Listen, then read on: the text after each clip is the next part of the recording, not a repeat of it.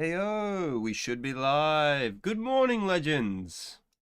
Let's do this. Angel eyes, she got me hypnotized. She the only thing that caught my eye. She's so fine. She got the one of a kind design. She the only one. She the one of one. And I want her. And I want her. I tell the whole world you're my girl. She got everything I need in this world. I swear I don't need nobody else. If it ain't true, I'll be by myself. If it ain't true, I'll be by myself. I think about you when I'm by myself. Pick up the phone if you're on your own. On your own. Every time I look in her eyes, she shines bright in the nighttime sky. Gives me butterflies when she by my side. She's my ride or die. Girl, I want you for life. For life. For life. For life. I want you for life. Forever, girl, I want you for life. For life. Since you are at work, it's the only way to get going on a Monday morning. Is it Monday? She the only thing that caught my eye. She's been a long time since I've done a Monday show. Good morning, Psycho Man. She got the one of a kind design. She the only one. She the one of one. Tuesday. And I want her. Long intro though. I'm gonna find Saga. First ever part 1.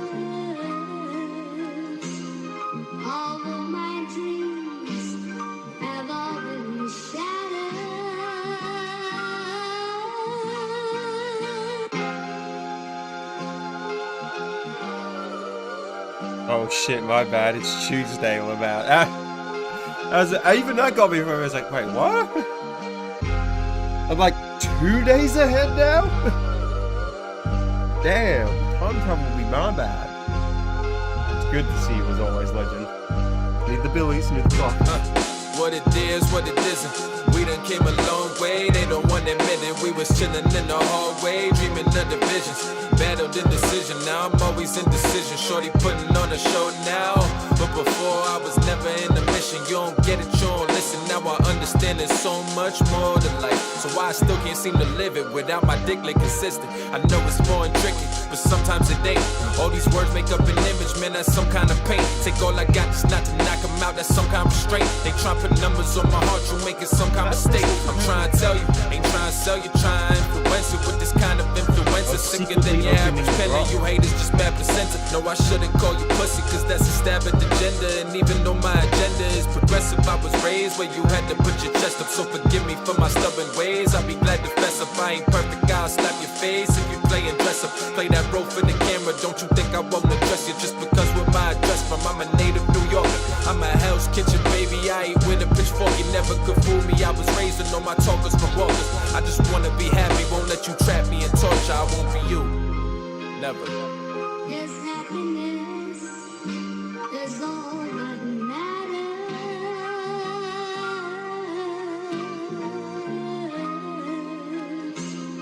All of my dreams have all been shattered. Yeah, you gotta break them down to build them back.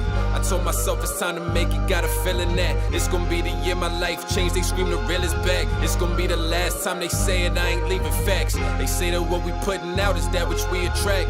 And with that being said, I hope I make them happy. I hope I make you hope with all this hope I make from rapping. I came a long way, should I just hope you can unpack me? Oh no, we done came up, you look at us now. Nowadays I'm on the stage, remember when I was in the crowd. I'm so thankful for those days, cause I'm reinvented now. I still feel all the pain, but my element is proud. All my dreams coming true slowly now, but I know that all that matters is that I retain the power to grow. That I keep walking with a smile that's attached to my skull. Any dream is a nightmare if you ain't happy, you know. So let it go, let it pour, grab a whiskey or a brew. I ain't worried about a wave, bro, I'm simply with the crew. Throw the obstacles my way, they done miss me with a few. If they ever hit me, don't expect no sympathy from you. Oh no, I'm the illest for show, don't the pressure no more. want the fair one, he was a no-show. I'm waking up. So low, now I'm feeling so low. Gotta be the I ain't showman. trusting no wolves, tell whoever Ain't no won't. insomnia. This is Alright Aussie Radio. I care about this show a bit more. They're all equal, but this is still my favorite child. Alright, let's get to it. I do agree this guy stinks, and they're not ready for it if the people haven't heard. Oh, okay. Fix the core. I'm in the league, top priority. Fuck with a G, now you finna see. Flip over the bed, oh, you really sleep. You made a year, what I made a week, yes I got motion. Run out of motion, I go get more than. She like the way I smell, cause the wide tail revived. Again. I'm the biggest liar with these streams. See you Friday, another stream. Hey guys, see you Saturday, another stream. You fuck with the fucking best, you fucking the fucking best. I shoot with protection on, but for you I don't need no vest. I aim for the fucking face, I aim for the fucking chest. She say she make swimwear, that pussy make me invest. Praying for a genie, praying to the stars above. I just wanna fall in love. I just wanna fall in love. Wishing for a falling glow, praying you're the pot of gold. Loving you is all I know. Loving you is all I know.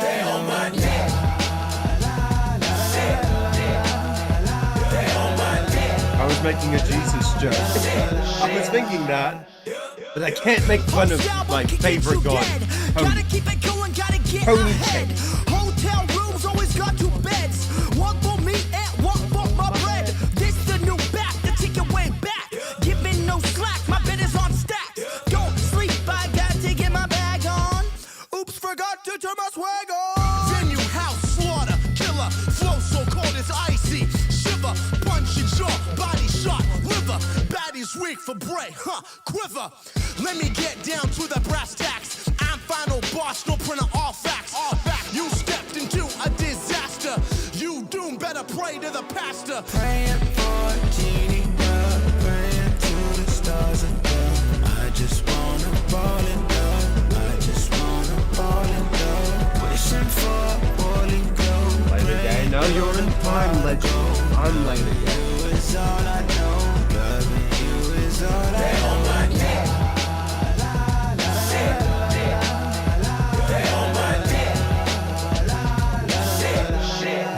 Come on, I bro. step in like Oh, an it's X-Men, okay. make her What come about back it? like I'm an X-Men. If she don't make me feel good, well here's the exit. If she make me feel good, we can coexist. Fuck her, make her go home, no co-ed shit. Niggas be coming with all bull. I'm a matador, say they want my soul. I swing the cape, dodging devil horns. Used to never wanna press play. Here's a metaphor, now your boy clicks on my dick like he watching porn. I fucked up after being fucked up. 4-leaf clover got stepped on. Tough luck, enough said I'm a diamond in a rough nut buck. But I'm a good franchise ad-lib, yup. And my white tee, she claiming that she wifey. I'm saying what's your sign, cause your pussy smell like Pisces. Or like a pescatarian, I'm killing and I'm burying. I treat a rapper beat like a baby I be carrying. Hey yo, my fellow Yankees and my non-Yankees. Welcome back to another episode of Alright Aussie Radio. Part 1 for this fucking shit show. Oh my god. I was going to talk about this on Friday, but it kept getting bigger and bigger and bigger that I don't even think I could cover it in one single stream. Because the first fucking video is, well, the second actually is 2.5 hours long, and it's very important. But we'll get to this later. First of all, good morning, Psycho Mantis, Emu Overlord, and Chaotic Lars. It is great to see you, you absolute legends. You got the brew. Jesus Christ, I can't even speak. Got the alcohol, mate? Hell yeah. How is one late and gay? Well, simultaneously being early. Well, Emu, you're the future. You know, you're part of the future, Yang. You're always on time. No matter what. But legends. First, though, a big update from the previous stream we had. They have given the singer David his charges with the murder of Celeste, and the death penalty is on the table. So I just wanted to check this out. But actual, final. They must have, it took them a long time to build up the case to fully arrest him. But now they're this confident and everything. justice has finally been. Let's go. Today, I am announcing the charges against David Anthony Burke, the musician known as David, spelled D4VD, in connection with the brutal and horrific murder of Celeste, a 14-year-old at that time. And there are 3 sets of charges that have been brought. The first-degree murder with special circumstances, and again, those special circumstances are lying in wait. That Celeste went to Mr. Burke's home on the night of April 23rd, 2025, as alleged in the complaint, at his invitation, and again, was not heard from again. The second is a special circumstance being that this murder was committed for financial gain. As the evidence will show in court, the financial gain was for Mr. Burke to maintain his very lucrative musical career. Yeah, there was probably some. What I remember hearing that she wanted to come out and expose him, and this was part of the reason That Celeste was threatening could be wrong on that particular night. The third charge, in addition to lying in wait and for financial gain, is murdering a witness to an investigation. In this particular case, as the evidence will come out in court, the witness to the investigation was Celeste. And the investigation was into the lewd and lascivious sexual acts committed by Mr. Burke that is the subject of count 2 of this complaint with Celeste while she was under 14 years old. The investigation... The proper charges. I've seen Moist Critical's video, and I actually found out that there was actual David defenders. I just can't. I can't believe there were people who actually were defending David. But so far, I haven't seen any David defenders now. They actually finally understood that he's a pedophile. He was dating a minor. He murdered a minor. But I think David deserves the worst, punishment he could possibly get. The evidence is there. Who killed, who murdered Celeste months and months before. That investigation was carried out in unison and in partnership between the LAPD's Robbery Homicide Division and the District Attorney's Office. At every point in the investigation, through the arrest and the filing of charges, the LAPD and the District Attorney's Office have worked in lockstep. There's been no disagreements amongst these entities in deciding how to proceed with this case, ultimately leading to these charges today. Yeah, he's been charged. Probably death penalty. I think he deserves it. All the evidence is there. I was telling people my honest thoughts with David before he got charged and arrested. This is our current OJ. This is the modern day OJ Simpson, where the evidence is there clear as day. He did it. He fucking did it. But they couldn't get him yet. But finally, justice will finally be served. This is a massive, this is great news to see and shit. Yesterday when they got him arrested, that was great to see, but seeing the charges, this is fantastic. Alright, one more though, because I just saw this and it reminded me. And then we'll get to the main subject of the show. Just quick intros. This was... What the fuck's going on here? I haven't watched Club Doom stream. I missed it, sadly, because I've been busy all day. But I need to see his take on this Drake shit, because I'm what is going on here? Keep up the work, boys. Keep up the work. They're breaking in. So I'm ice shit. Drake fans are using flamethrowers and pickaxe to melt Iceman statue faster. Bro, please. I'm not. Drake fans have now started a campfire. What? That's funny as fuck. If you guys burn yourself. Don't worry. Okay? I don't have own risk. This is...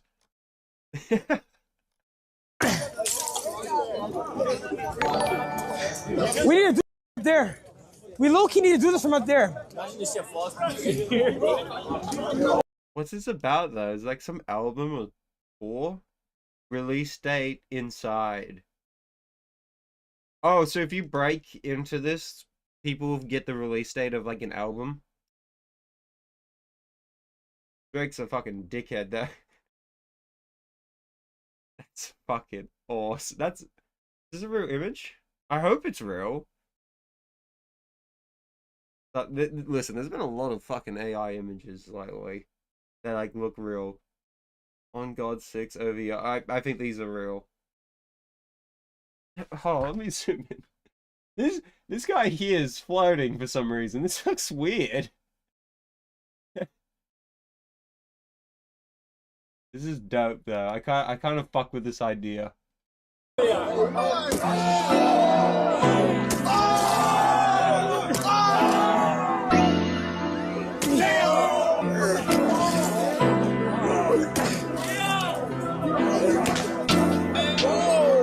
Right. We're getting it tonight. Drake said start up.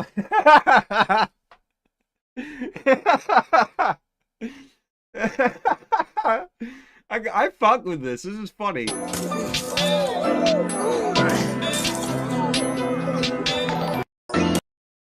Alright, last one. No, you can't do that. I think that's cheating. I think they're not allowed to remove the blocks. They need to break it or melt it. I think that should be the only rules. That's cheating. You fuck crazy! They play this to me! That's up for Billy. Grab that stick! Grab that stick! Grab that stick! Hold on! Turn it. Dude, you can hear the sound effect too. Alright, there's the location. Where's it at? Iceland side block ordnance. I'm not gonna. Oh no, it's right there. Toronto. Okay. What's in Canada? It's never gonna melt. I just touched Iceman. You are cringe. Oh my god. I just touched Iceman. Oh my god. Dude, you're panicking. Holy shit. Calm down, bro. It's just a big ice block for some stupid album. Come here. The other people breaking it were cool. Oh my god! I just licked it! Oh my god! Oh my god, I kissed We're it! going about. Holy shit, this guy's cringe. First streamer to ever lick. Hold on. Take a picture. Ah, ew. Take a picture.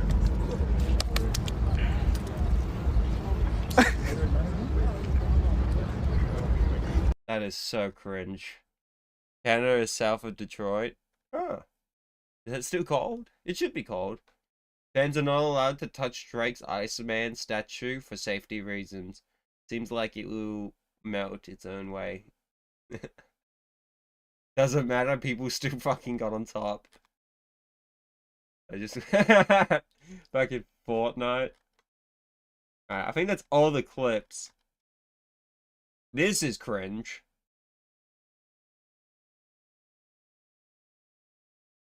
Oh, we might be automatically back. Well, let me get my stuff back, chat. You go here. You go here. You go here. No, come on, bro. Come on, G. I don't even know if it's live. Oh, we might be back.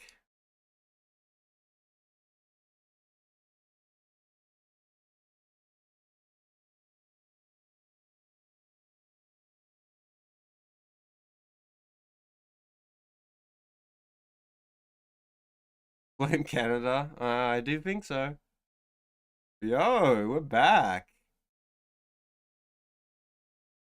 Okay, OBS is way better than Streamlabs. Streamlabs would not be able to do that. Yo, we're back. Alright, let me get the failed science experiment back. I'm back.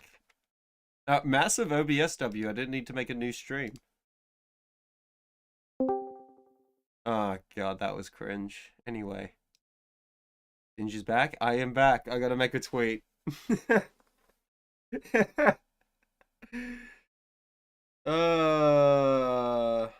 That's interesting. I think I've had this PC running for a bit while today. Oh shit! That's good.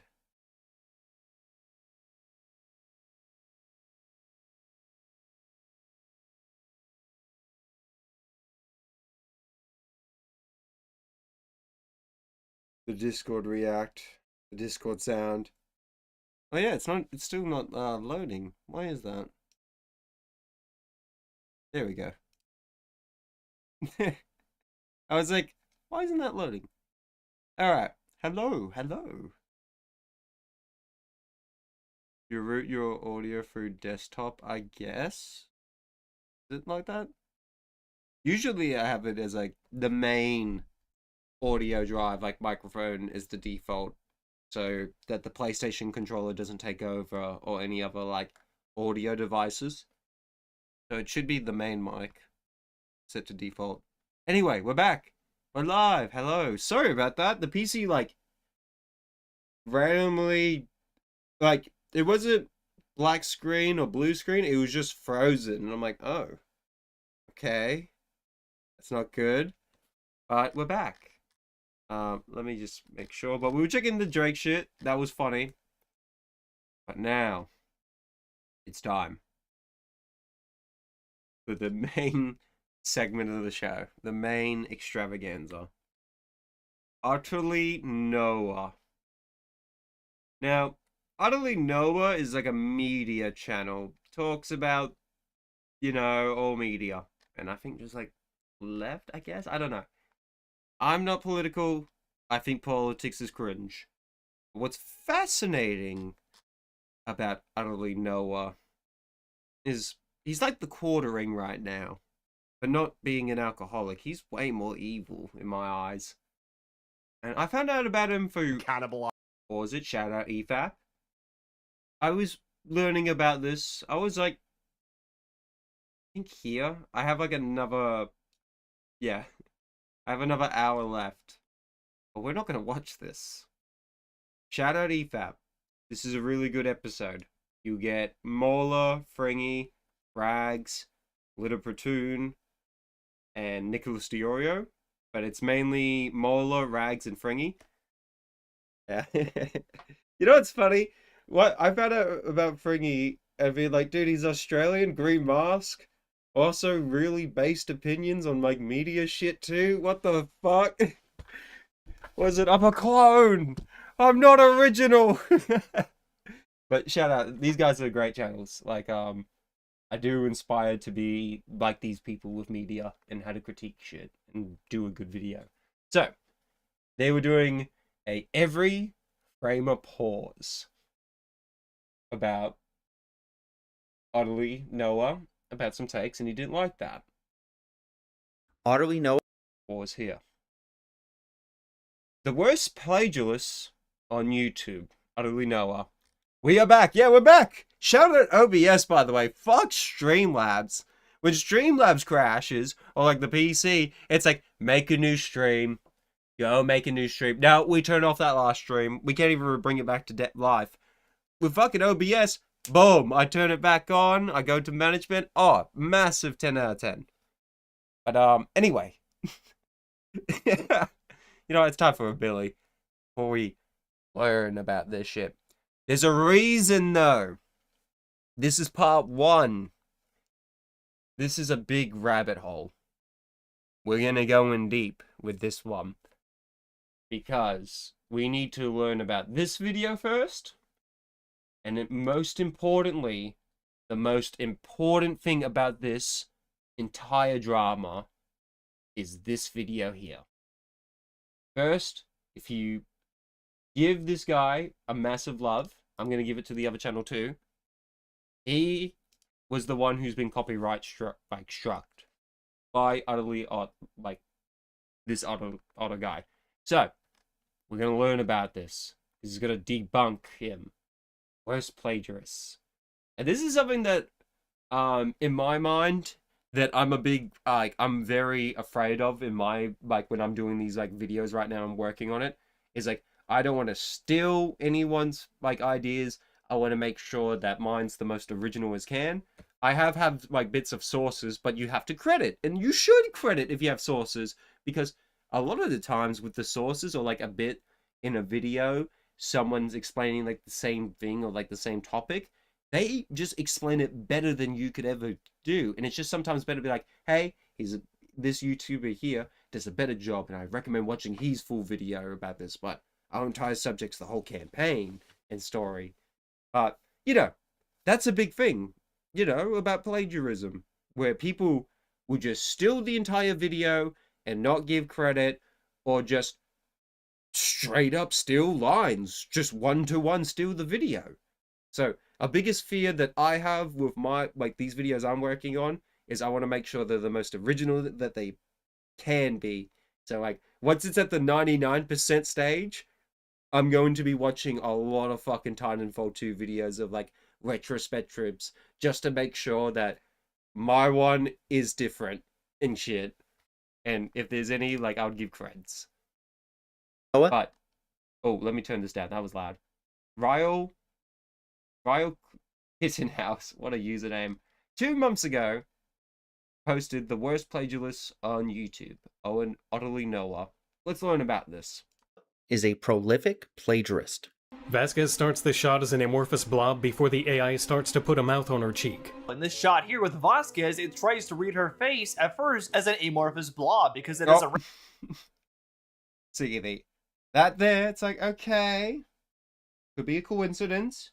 He added a little bit, but amorphous blob, that's very, okay.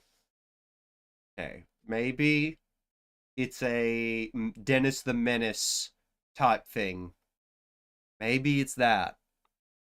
You know, this is me trying to give benefit of the doubt, but I already know this. Listen, chat, I already know the full story about this drama. And I'm just trying to get the gaps that I missed out, but I want to show you all it. This shit is the funniest type of thing I've ever seen in my life. That's the thing, Stingy. Unlike people who plagiarize others, you actually care. Well, I just think of like high quality and being like someone who does a better job at explaining things. You give them the credit that they do, and sources. It will also help the video, give cred, all of that shit. And I don't know, I do really care about these projects, and I know they're taking forever to come out, but I've changed my philosophy into like, let's make a movie into now a Molar. Shout out EFAP. I'm a big fan of like their type of Molar's type of videos of like critiques and rags and shit. I really like that shit. I like really in depth, making sure that when you talk about the game that or like the media that you care for, that you should really give it all the things so you know it like the back of the hand. I want to make sure that like once I'm done with Titanfall 2, I fucking hate it, but like I can play the game like eyes closed, because that will be the dream. Recognize her face is a face. Earlier today, OtterlyNoah was accused of stealing multiple edits, including ripping graphics directly from a YouTuber named Shamu and his video on Tectone. When I originally saw the evidence, I decided to do a bit more digging. Now, I will not... Okay, so like this video here, I haven't properly saw this because like I was listening to the EFAP, so I remember it was the edit close-ups. I know I'm a bit spoiling, but what he did right would just straight up grab the bit from the video and just zoom it in and make sure that like the subtitles are removed or the of the guy who made the video is removed. It's one of those where it's like, you are cringe. Decided to do a bit more digging. Now, I will not be focusing most of my time on the allegations Shamu is making, though I find them credible. Simply want to put out the damning evidence I found, and there's quite a lot. To briefly explain the intro, you saw a clip first from a channel named Norel in a video called AI Can Ruin Movies Now 2, Aliens and True Lies on 4K. Vasquez starts the shot as an amorphous blob before the AI starts to put a mouth on her cheek. Norel released his video on May 26, 2024, where OtterlyNoah put out his video, How Anti-Woke Culture Purposely Misappropriates Media, on January 15th, 2026. You'll notice the graphics are the exact same. Wait, hold on. I'm gonna read that. How anti-woke culture purposely Appropriates media. Appropriates media on January 15th, 2020. Okay, what exactly happens when a popular piece of media is misappropriated by anti-woke culture? We've seen anti-woke grifters entirely try to misappropriate virus pieces of media. So, I've seen these anti-woke channels and I think they're fucking cringe. Like, you know, Tectone, Next Taku, all those fucking people who are like, woke! Oh, woke! Dude, they have such stupid reasons a lot of the time and shit. But, like, you could criticize movies that are just bad and not say they're woke. Like Ironheart. I went down the Ironheart rabbit hole, and that show is bad. It's just bad and shit. And it's like, you got one side who goes, oh, you're just an anti-woker, and then you got another side that if you critique it, where it's just like, no, this movie's just bad and stuff, you got to go and, oh, you're too woke, you're not talking about this stuff, this is the biggest problem. It's like, that's not the biggest problem, the story and the writings are the biggest problem. Anyway, enough of my tangent. It's a thing in my mind that with movies and television, I don't really give a fuck when they change a race or change the gender of a character. If the character is well written and interesting, that's what I care for in the end of the day. I don't want a shit terrible character. 26. And sorry to pause one more time. I love the excuse, well, yeah, you're supposed to hate the main character. She is written terribly on purpose. Like, oh, good job. That's not fucking good. You'll notice the graphics are the exact same with the blue circle and the identical line about the amorphous blob. In this shot here with Vasquez, it tries to Yeah, this ain't no Dennis the Menace moment now. Like, once the guy pointed at the blob, I forgot. Yeah, this ain't no Dennis the Menace. At least Dennis the Menace was, like, completely different color hair. And, like, a bit different personalities, I would say. read her face I'm woke because I'm not asleep right now. True. at first as an amorphous blob because it doesn't recognize her face is a face. In the same OtterlyNoah video, they steal more from Norel, taking the graphics and a snippet of the script. And Tom Arnold, a spectacle to behold in his prime, looks to be in the early stages of Emperor Palpatineism. This shot here makes Tom Arnold look like he's turning into an amalgamation of Emperor Palpatine and Donald Trump. So that's pretty. But let me check. Looks to be in the early stages of Emperor Palpatineism. And then that freeze frame didn't have the, like, tentacle. I noticed it. This shot here makes Tom Arnold look like he's turning into an amalgamation of Emperor Palpatine and Donald Trump. The only edit he did was move it to the right and add, like, a Venom vein. But Stu took, like, the rest of it. That's okay. Trump. So he didn't even just cred the thing, he just took it. Okay. Tom Arnold looked like he's turning into an amalgamation of Emperor Palpatine and Donald Trump. So that's. You know what I did? I just added a few things and it made it fair use. It's like, no, you still took the guy's graphic with the line and the movement. You would have had just a better choice getting it yourself and doing the edit. But no. The only thing you did was move it to the right and then add some Venom veins. What the fuck was that? That's pretty bad, but things got a lot worse when I started searching around Twitter. I found that this wasn't the first time OtterlyNoah was accused of plagiarism. I found Vincent Pavarel had accused OtterlyNoah of plagiarizing his video, The Worst Movie Take I've Ever Seen in 2025, back in December. Thankfully for us, OtterlyNoah hasn't taken down his video at the time of editing this. It's called Debunking Jester Bell's Abysmal Anti-Woke Take on 2025 Movies, released 4 weeks after Vincent's video. Most of the plagiarism will be OtterlyNoah stealing the script from Vincent's video with a slight remix. All clips will be in chronological order. I will provide timestamps in the description to verify yourself. This year kicked off with Captain America: Brave New World. No, this year kicked off with Companion, Better Man, and Dog Man. This year kicked off with Captain America: Brave New World.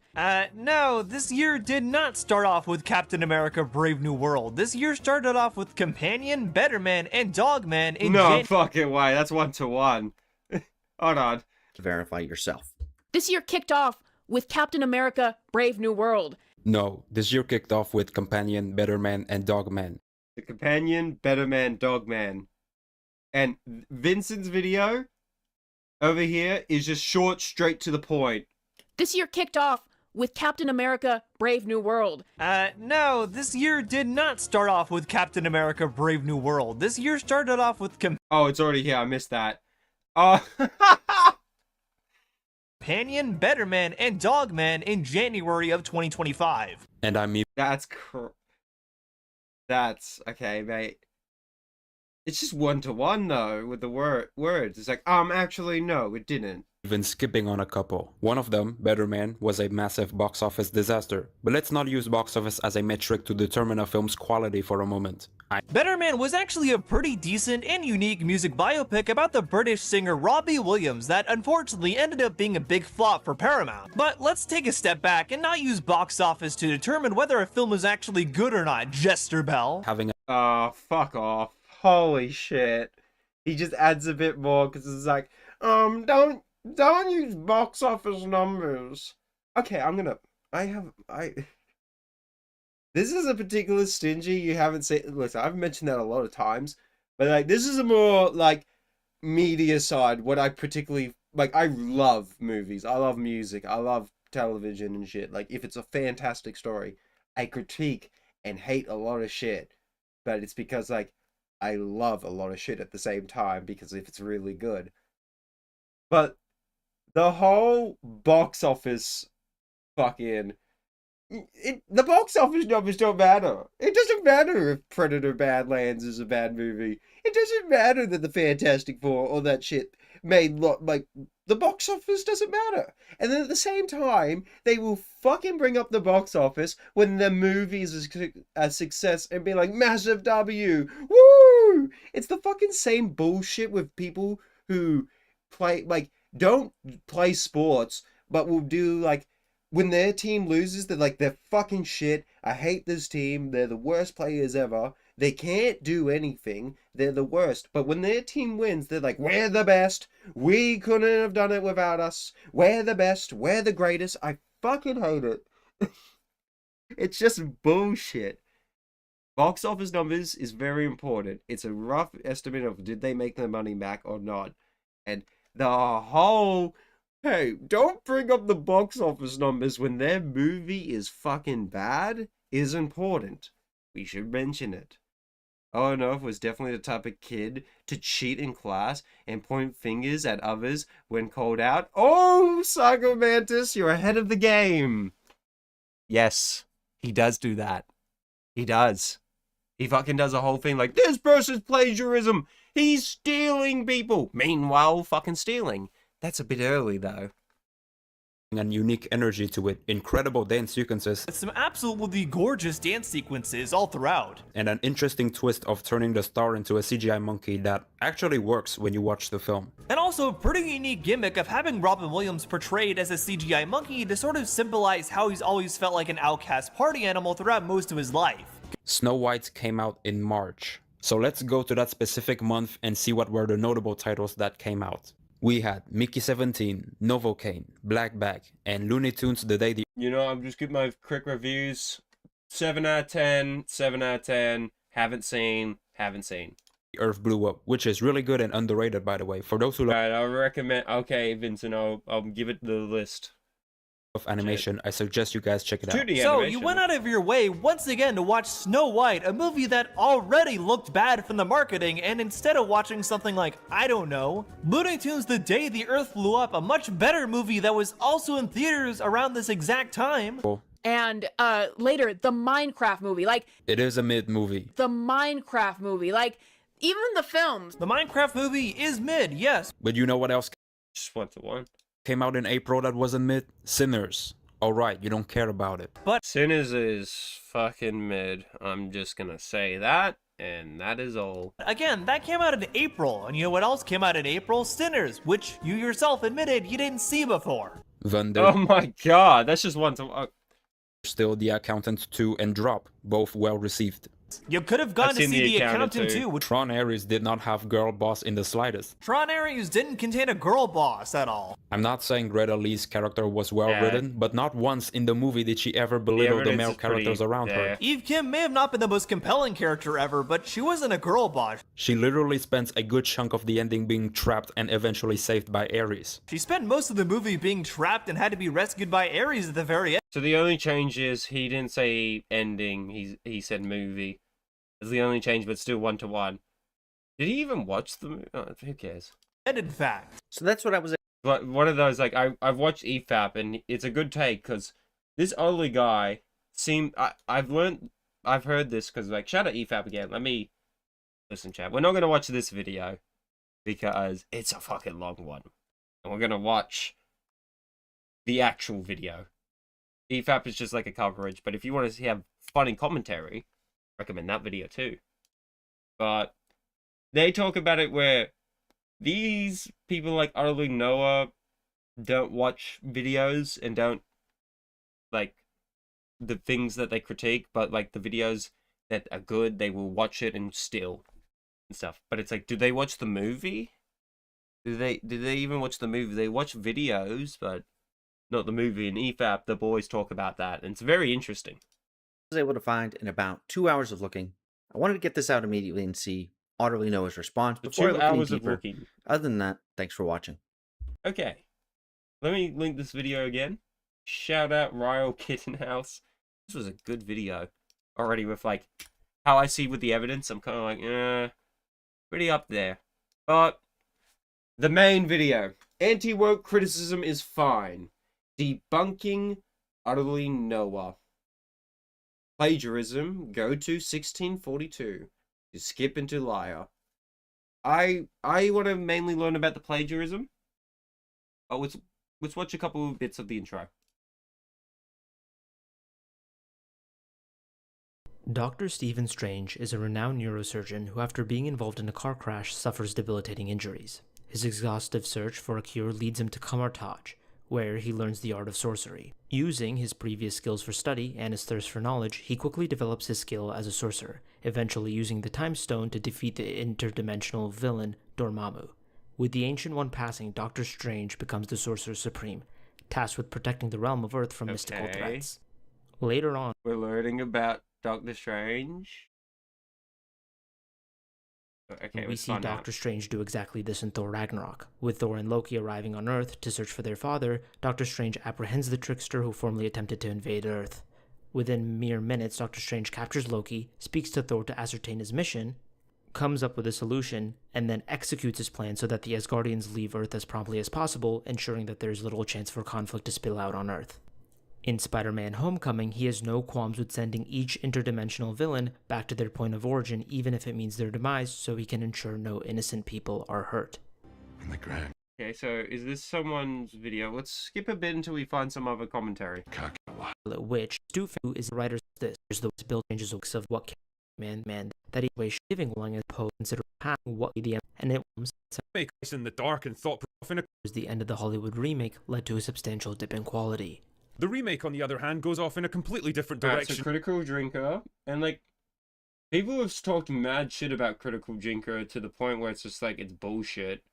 It's just straight up like, they say Critical Drinker doesn't watch movies. It's like, he fucking watches movies.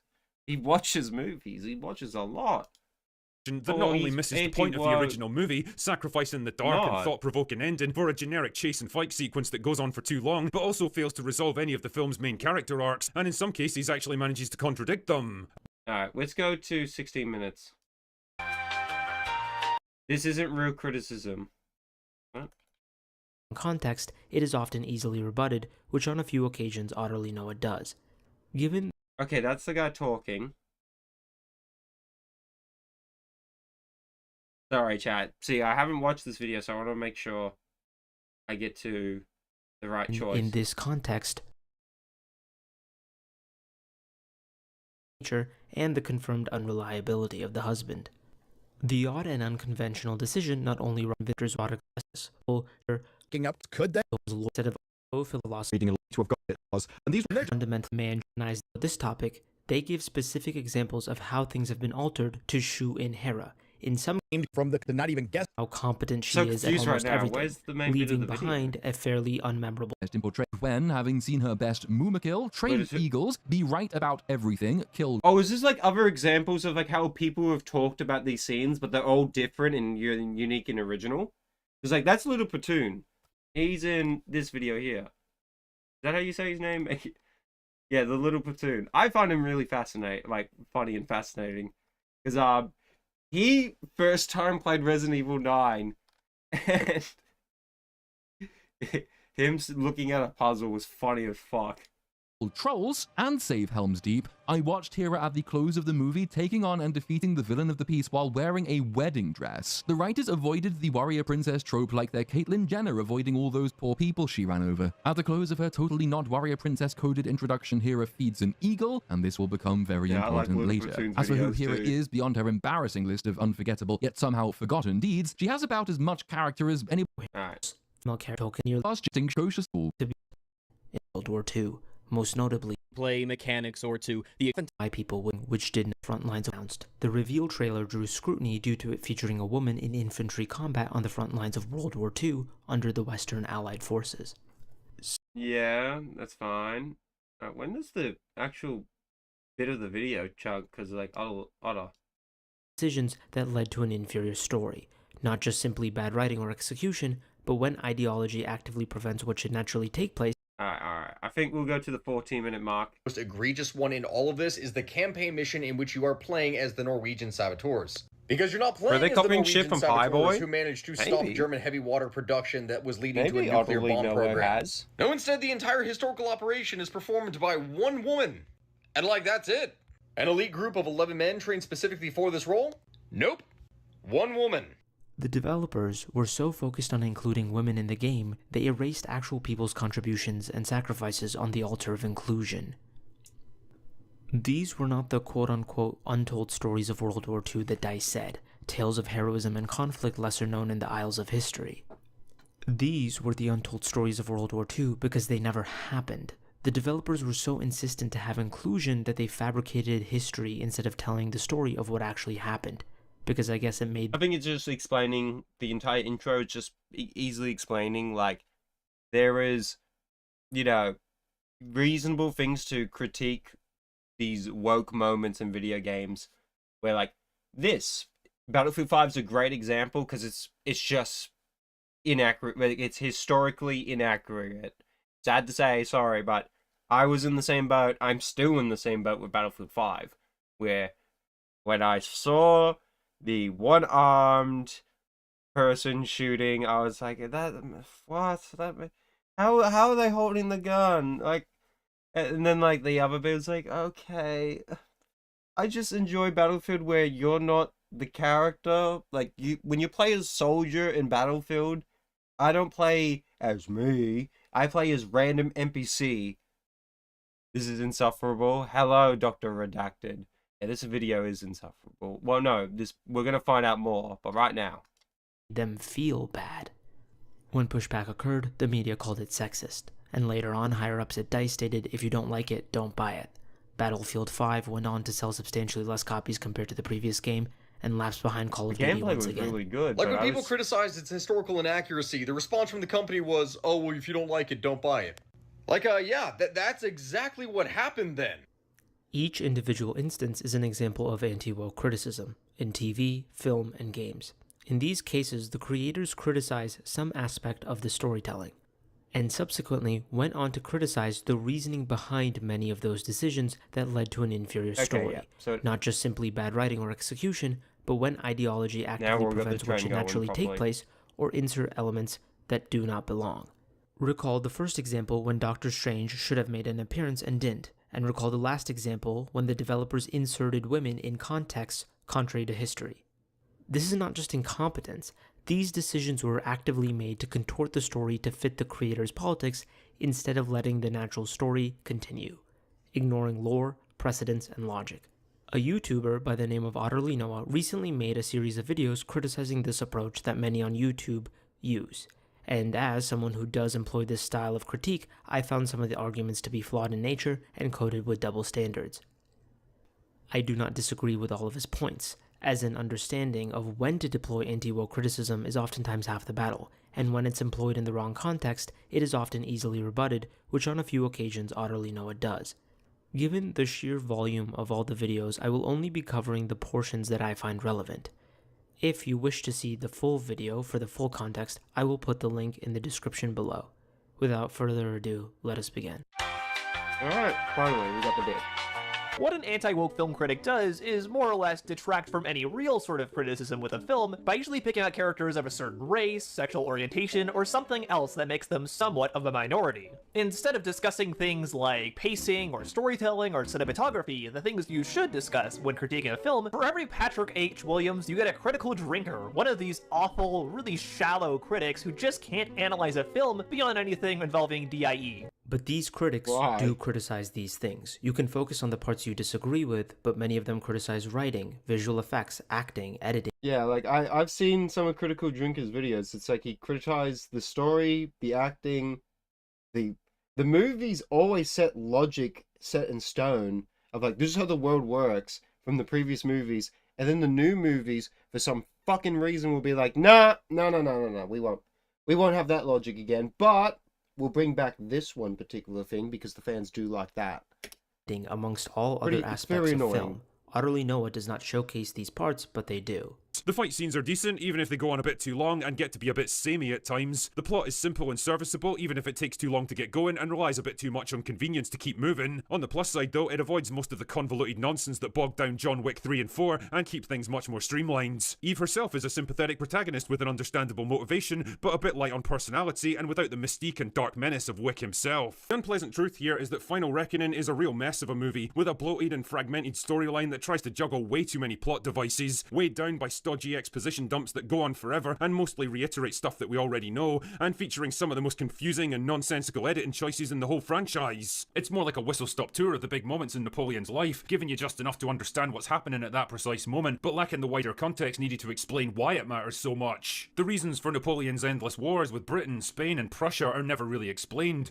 So our boy here, Carlosto, we'll call him Carlos. Anyway, our boy here with this video is giving like his examples of Critical Drinker criticizing these movies for the actual reasons, like pointing it out. So I think this is fair, but only being like, oh, it's somewhere it's like someone has not watched the videos. To Europe are either glossed over or completely fabricated. Even his invasion of Russia, the major turning point in his life and career, is only given a couple of lines of vague dialogue to justify it. The contention is when they speak about hot-button pop culture topics, which will be discussed later, but to pretend as if their discussions or reviews are purely on one topic, ignoring all other relevant factors, is disingenuous. OtterlyNoah doesn't really present the honest case. He's instead tackling the shadow of the strawman he himself created. He often takes aim specifically at things made under Disney, most notably Star Wars, Marvel, and often Disney live-action remakes, since there's obviously very easy shots to take there. However, rather than talking about specifically what makes certain projects made under Disney, specifically Star Wars and Marvel stuff, actually bad, such as the fact a lot of them are very rushed out, and there's a big issue with oversaturation, and the fact that not a lot of time is actually put into these projects usually because Disney demands around 7 Marvel projects per year. Call me an idiot, but why are there like 3/4 different speakers in this video? For examples, to be like, you got the utterly one who's claims, being like, Critical Drinkers this and that, and then we're using Critical Drinkers videos to be like, no, he's using other examples, he's watched movies, he does this, he doesn't just do, this woke, it's bad, he doesn't do just that, he does other things with, like, his media and shit. And we got person here, main video we're watching, who's using the examples of thing. And you got my jackass over here who's reacting. He just takes a very superficial look at all of it and decides, oh, the introduction of quote-unquote wokeness must have made these projects unsuccessful and have rather poor reception. When, no, that really isn't the case, and oftentimes he'll just contradict himself on this as well. This is not even what you were asking for. Discussing the meta-context of a film's production and the larger business practices of Disney when it comes to content creation and the rush timeline is not the in-depth discussion of any specific film's artistic quality. However, rather than talking about specifically what makes certain projects made under Disney, specifically Star Wars and Marvel stuff, actually bad, you yourself just started discussing general topics and the rush nature of Disney content rather than evaluating any specific film's quality in the realm of acting, pacing, writing, editing, or anything similar. You just failed your own bar. But I gotta run that back.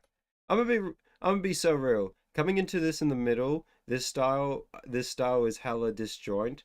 Well, it's over extremed because like this bit here was like, how what is this? Where's the bit where like the video start? Like I would have probably changed that to 14 like the 14-minute mark, cut all the rest. But I get the point now. It's just to show all these other YouTubers talk about like these things or like other media and be like, this why this historical inaccuracy is bad, or why I didn't like this movie, when these people like they hate the movie because it's woke. But it's like, no, here's examples of actually them criticizing the movie for like storytelling or historical inaccuracy. Marvel stuff actually bad. And the larger business practices of Disney when it comes to content creation, and the rush timeline is not the in-depth discussion of any specific film's artistic quality. However, rather than talking about specifically what makes certain projects made under Disney, specifically Star Wars and Marvel stuff, actually bad. So it's just basic. Okay, that's fine. You yourself just started discussing general topics and the rush nature of Disney content rather than evaluating any specific film's quality in the realm of acting, pacing, writing, editing, or anything similar. You just failed your own bar. But more importantly, is your absurd claim that Critical Drinker has not talked about these specific things when he actually has multiple times throughout a variety of his videos. 2. Quantity over quality. In the first 3 phases, Marvel released a total of 23 movies over more. Okay, so like Otto would be like, he doesn't watch movies, blah blah blah. It's all this shit. He just watches the bad things, slop, and then at the same time not watch his feet. Oh, I gotta run it back. Oh, I'm so fucking disjointed this stream now. You just failed your own bar. But more importantly, is your absurd claim that Critical Drinker has not talked about these specific things when he actually has multiple times. Okay, that's what I was missing. Okay. So you say like Critical doesn't talk about these things. It's just only woke stuff, but it's like, no, he does talk about these things of the thing you're upset that he doesn't talk about, but he does talk about it. Throughout a variety of his videos. 2. Quantity over quality. In the first 3 phases, Marvel released a total of 23 movies over more than 10 years. That's an average of just 2 per year. For comparison, Phase 4 alone saw the release of no less than 15 movies and TV shows in the space of just 2 years.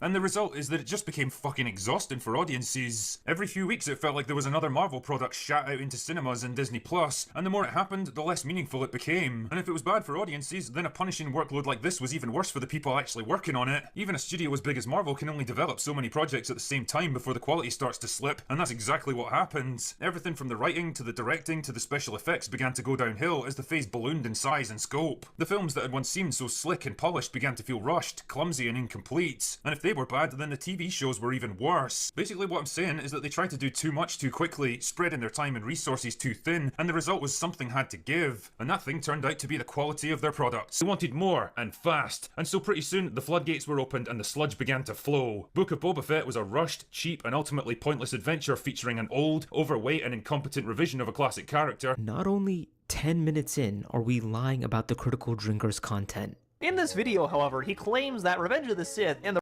Okay. So it gives us the prime example, and then I want to run it back and see what Otto said about this. Just one more time. Quality in the realm of acting, pacing, writing, editing, or anything similar. You just failed your own bar. But more important...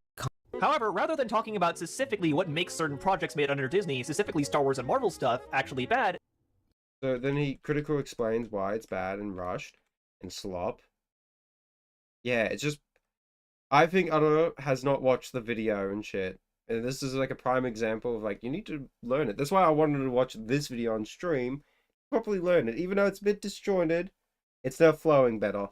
But like, I have to run it back because it is like my end of the world. Downhill as the phase ballooned in size and scope. And I'm the taking films this that had once very seemed so serious. slick Like, and I'm polished trying to began like to feel analyze rushed, it. clumsy, and incomplete. And if they were bad, then the TV shows were even worse. Basically, what I'm saying is that they tried to do too much too quickly, spreading their time and resources too thin, and the result was something had to give. And that thing turned out to be the quality of their products. They wanted more, and fast. And so pretty soon, the floodgates were opened and the sludge began to flow. Book of Boba Fett was a rushed, cheap, and ultimately pointless adventure featuring an old, overweight, and incompetent revision of a classic character. Not only 10 minutes in are we lying about the critical drinker's content? In this video, however, he claims that Revenge of the Sith and the rest of the prequels were actually seen as good upon the release because of the pretty visuals, and later on, in his words, they became hated because of video essays tearing them apart. At first everyone loved it because they were hyped by the Star Wars legacy and the pretty visuals, but then came the YouTube video essay era where it became fashionable to make hour-long videos shitting all over the prequels, and now that we're trapped in the festering swamp of the Disney era, the rose-tinted glasses are coming out and people are starting to look back more favourably on the prequel trilogy. And supposedly, now that Disney is in charge of Star Wars and spreading the quote-unquote message, now people see Revenge of the Sith as good again, and the prequels overall, when in actuality, this was never the case. This is just misinformation. The prequels were complete. Oh, so he's just stealing the video. It's like one-to-one what Critical said,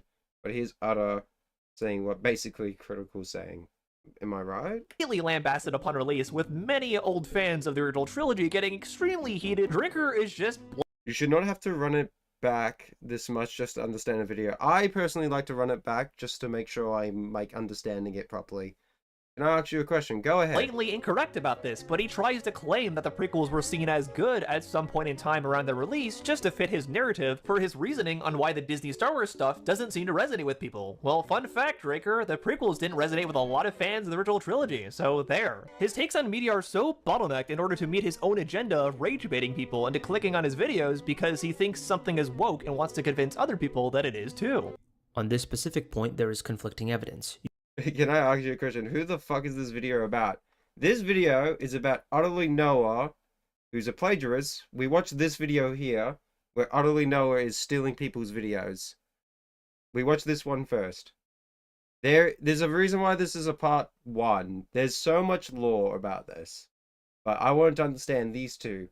Because this is the first stage, before we get into him actually copyright abusing, getting his artists to copyright. Alright, that's 222.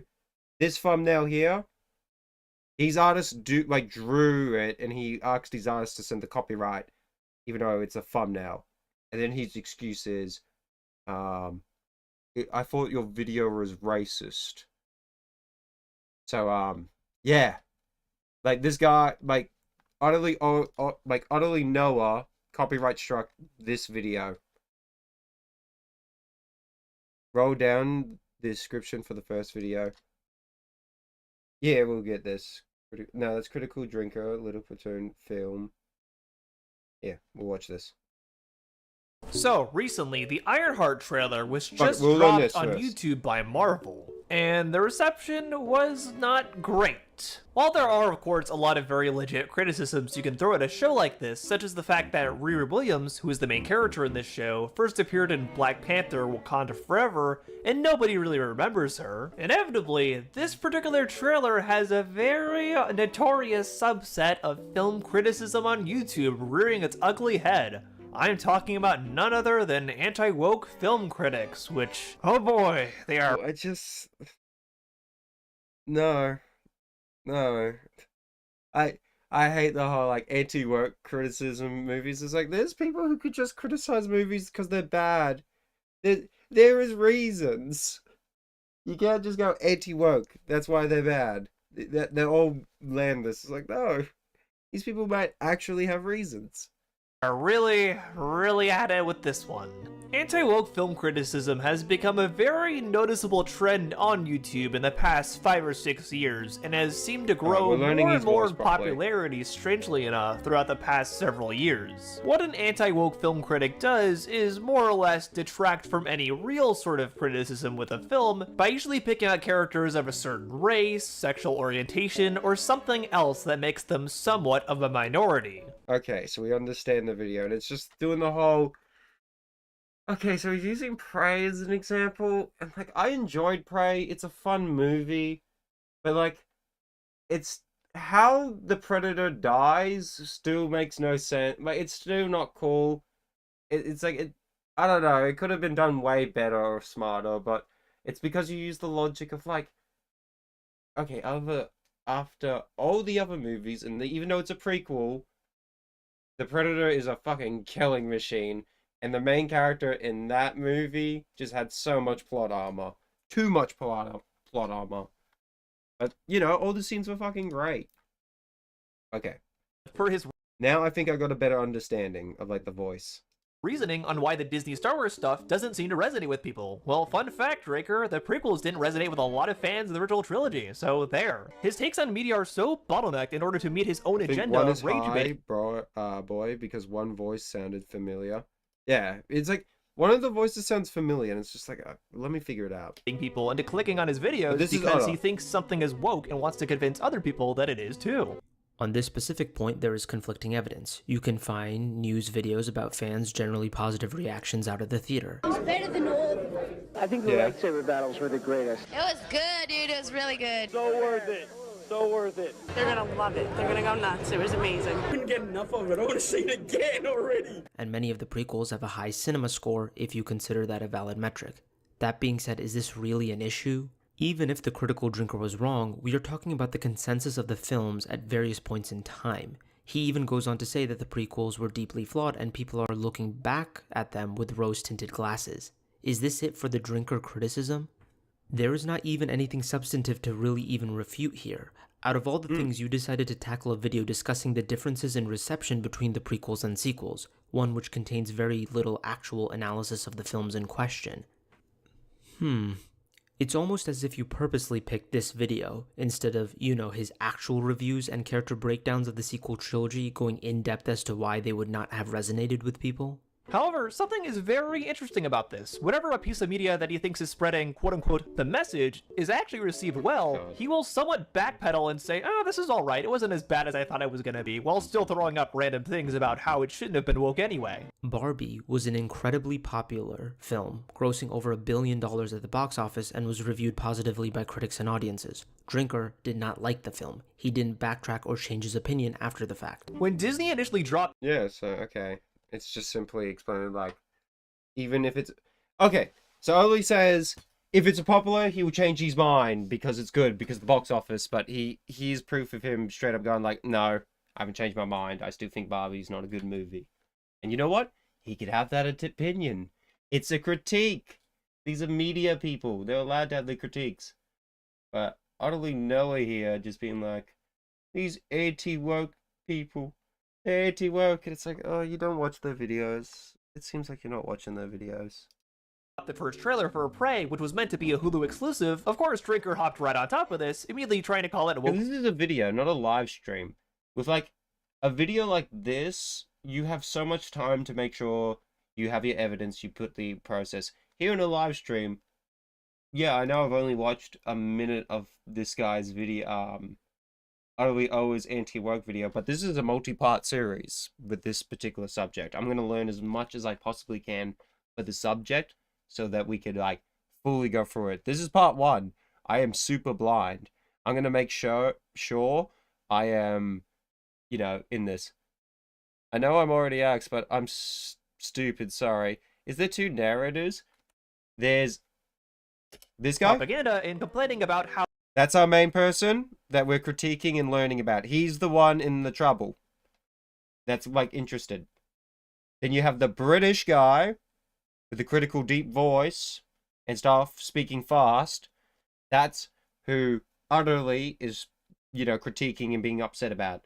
And then we have a slow voice that is critiquing the whole video. There is 3 individuals.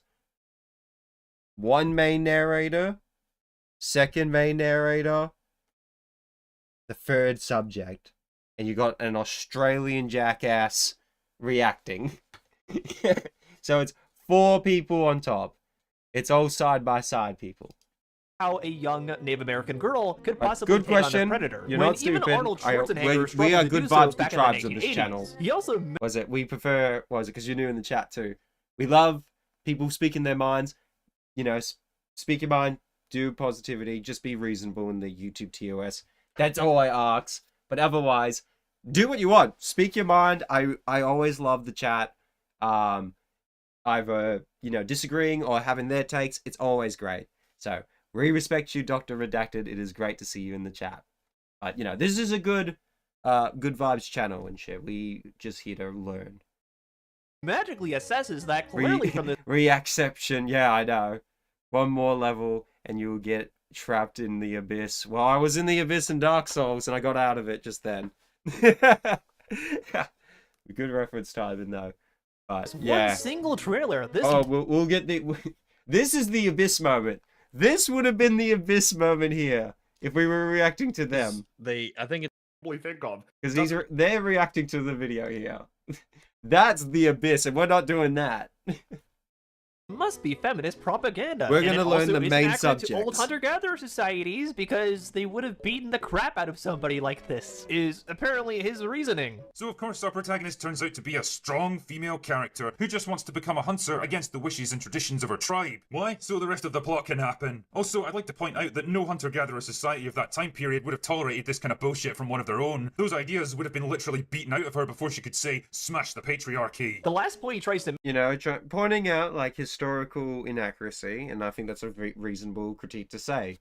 It's like, yeah, this makes no sense, but anyway, it's one of those. Like, I think it's fun, but people who do the, oh, why are you why do you hate the movie so much? It's just like, I think it's a reasonable critique just to have, and go like, yeah, it makes no sense, but okay. When you really think about it, doesn't actually hold that much water, because there have been plenty of movies set in history that aren't technically historically accurate that are still received very well, such as Amadeus being a great example. I don't believe there's anything wrong with negatively reacting to a trailer, and based off the trailer stating that you don't believe the film will be good. That being said, here I will agree with OtterlyNoah that simply because a film deviates from history does not mean it will be bad. The conversation is certainly more nuanced as to what has changed and for what reason. In the end of the day, if it's a good story and it's well written, it's fine. I liked Prey. I thought it was really good. But I didn't think... The only critique I mainly had was, like, how the Predator died. I was like, it could have been way more better of, like, a logical scene. It's like, but he got her in quicksand. It's like, yeah, but the gun trap and just... It could have been more like she actually used her tools and not relied on the Predator's tools. It matters. However, there's certainly not a one-size-fits-all answer. But for this context, I will agree with OtterlyNoah. But what makes this even more foolish is that when Prey actually came out, it was actually received very well, even by some viewers of The Critical Drinker. And after realizing this, he ended up making a half-hearted video about how he thinks Prey was at least okay, which is... Yeah, because he reacted to the trailer, thought the trailer looked bad, and then once he finally watched the movie, he was like, yeah, it's okay. I think it's reasonable to critique trailers and be like, yeah, it looks shit, I'm not interested. I think that's fine. I have the take a lot of times with, like, video games. I look at a trailer of a video game and go, that looks shit, I'm not going to bother. I'm not going to spend my time with it. I think it's fine to do that with movies and TV. You can watch a trailer and go, nah, not this season. I'm not interested in this season. That looks shit, actually. I think that's fine. But then you can come around to it and be like, man, I was wrong. That was a good season. You know, there's always a way, but I don't know. It's just more like pulling hairstrings with this particular argument, because it's like, he changed his mind because the entire audience said it was good. It's like, maybe he watched the movie and thought it was good, actually, but still not that great. Is basically just code for I shouldn't have based this movie just on its trailer. Where is your evidence for this? You just made this up. Oh, Critical Drinker saw the reaction and then adjusted his opinion because his opinion on the actual film differs than his opinion about the trailer. I guarantee you, if Critical Drinker said he did not enjoy the film, people would say that he just prejudges his film, decides his opinion beforehand, and doesn't change it.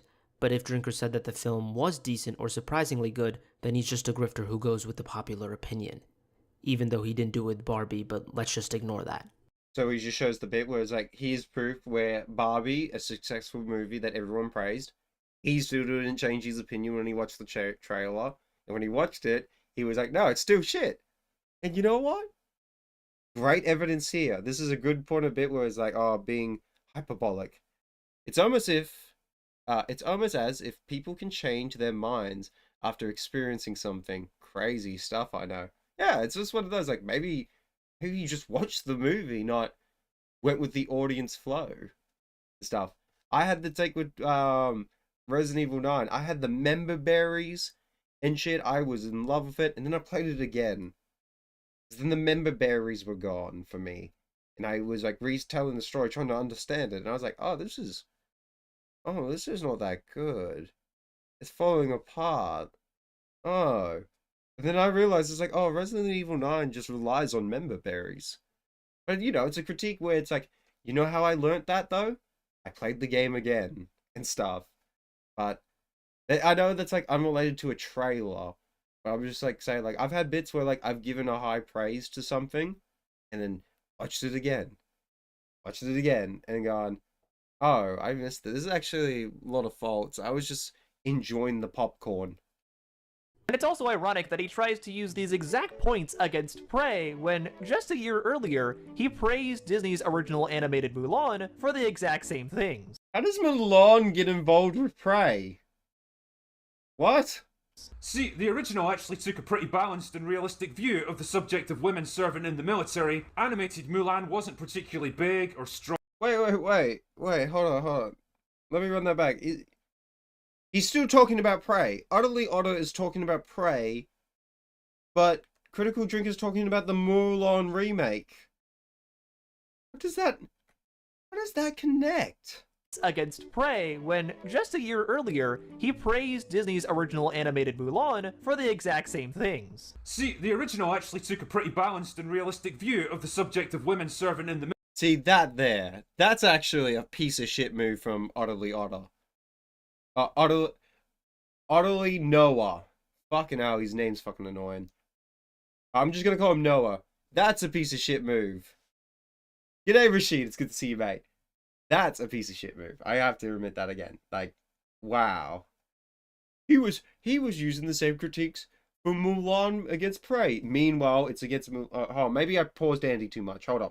Military, animated Mulan wasn't particularly big or strong or good at fighting because that wouldn't be real. Maybe I paused too much early. Realistic given her background. She was actually kind of clumsy and unsure of herself, and she had to work extra hard just to keep up with her male counterparts. But the difference here is that Prey is a prequel, you see. So, this is him talking about Prey. What does that have to do with... My god. I just want to double check what OtterlyNoah said.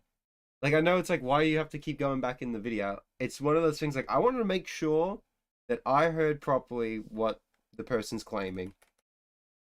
And it's also ironic that he tries to use these exact points against Prey when, just a year earlier, he praised Disney's original animated Mulan for the exact same things.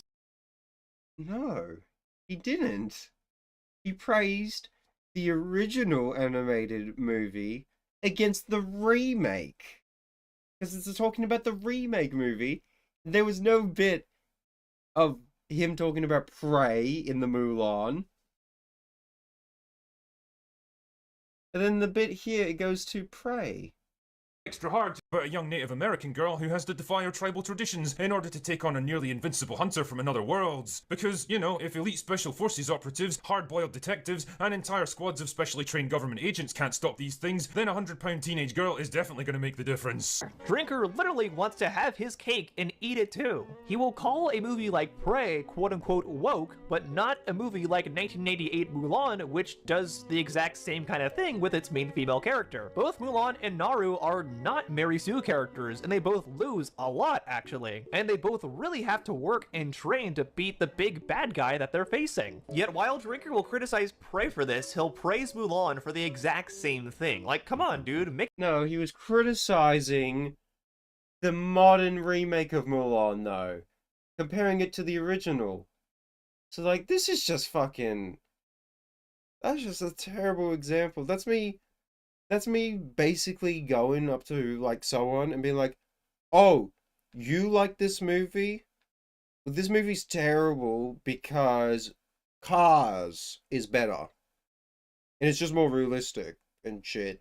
Where, meanwhile, we're talking about, I don't know, the Shawshank Redemption.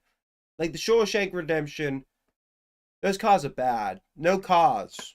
Like... It's like that stupidity levelness of like where you would be like, what the fuck are you talking about? It's like, that's what I mean. It's such a stupid thing to like critique. Oh my god. How come he didn't give it the same judgment for Prey, but he talked about, oh my god. Make it make sense. Okay, Critical Drinker said that Mulan had a more balanced approach, meaning that even if they tackle similar situations from a very general standpoint, the executions of each could lead to significantly different outcomes. It could be that Mulan joined the army not just to destroy the patriarchy or to prove society wrong, she did it so that her old father would not have to be conscripted, giving a more personal and sympathetic motivation. Additionally, even though both characters have to learn to fight, at the end of the day, Mulan is fighting other men, compared to the literal fucking predator. The power level Mulan would have to close is infinitely more believable than the one Nari would have to. Yeah. Given that the whole initial scene of the original is to establish how skilled the entire group is, this is possibly the most elite team of soldiers humanity could have. You know, I mentioned this before, but, well, during the stream, where it's like, when the movie world sets the tone where, like, these are ultimate killers, and, like, you can't beat them, that they got, like, the best of the best. And there's just a lot of, well, that character got out, luckily. Oh, that's convenient. Oh, that's convenient again. It gets cheap and stuff, but, like, I enjoy the popcorn movie from time to time and stuff. Assemble with decades of combined combat experience armed with military hardware. It's reasonable to argue and be like, this is Given that fact, it logically stands that Nari should have little to no chance of winning. And although she does trick the Predator, she still fights him earlier on and should not have survived that encounter. To be fair, I would argue that this... Honestly, I feel like the best way how she should have won the fight... fights him earlier, Nari should have little to no chance of winning. This is what I said. And although... This scene here, this would have been the perfect scene to end it. And be like, oh, she killed him! Hell yeah! That would have been the perfect bit. Because it's logical. She properly tricked him. He's distracted. That's what the Predator gets for being distracted. But then the quicksand, the 1v1 battle, it's like, come on. Like, to be fair, I know you gotta get your action, but like, I thought the scene with the shot was so much better. I would argue that this precedent started before Nari. As more and more people end up killing the Predator, it becomes less tense and the mystique and aura surrounding the Predator diminishes. But this should show that simply comparing one story to another and highlighting their similarities is not hypocrisy, as we see the details of the execution could lead to one very successful example compared to a more mixed one. At the end of the day, Critical Drinker is a pretty blatant hypocrite and also just a grifter trying to push his own beliefs onto others in the guise of a very negative movie review. And unfortunately, it does. He's explaining 2 other movies. Does look like this has worked in a lot of ways, since there are a lot of people he's convinced that Hollywood is being ruined because it's too quote-unquote woke, when in reality there's a lot of other more nuanced issues with Hollywood that you could say is ruining it. I think it's just bad writing and laziness in Hollywood, personally. There's a lot of good movies out there. I've seen some good movies, but with like the big cinema releases, there is just a lot of bad ones. Like prime example is Marvel. Like I have not experienced a good Marvel movie in a hot minute.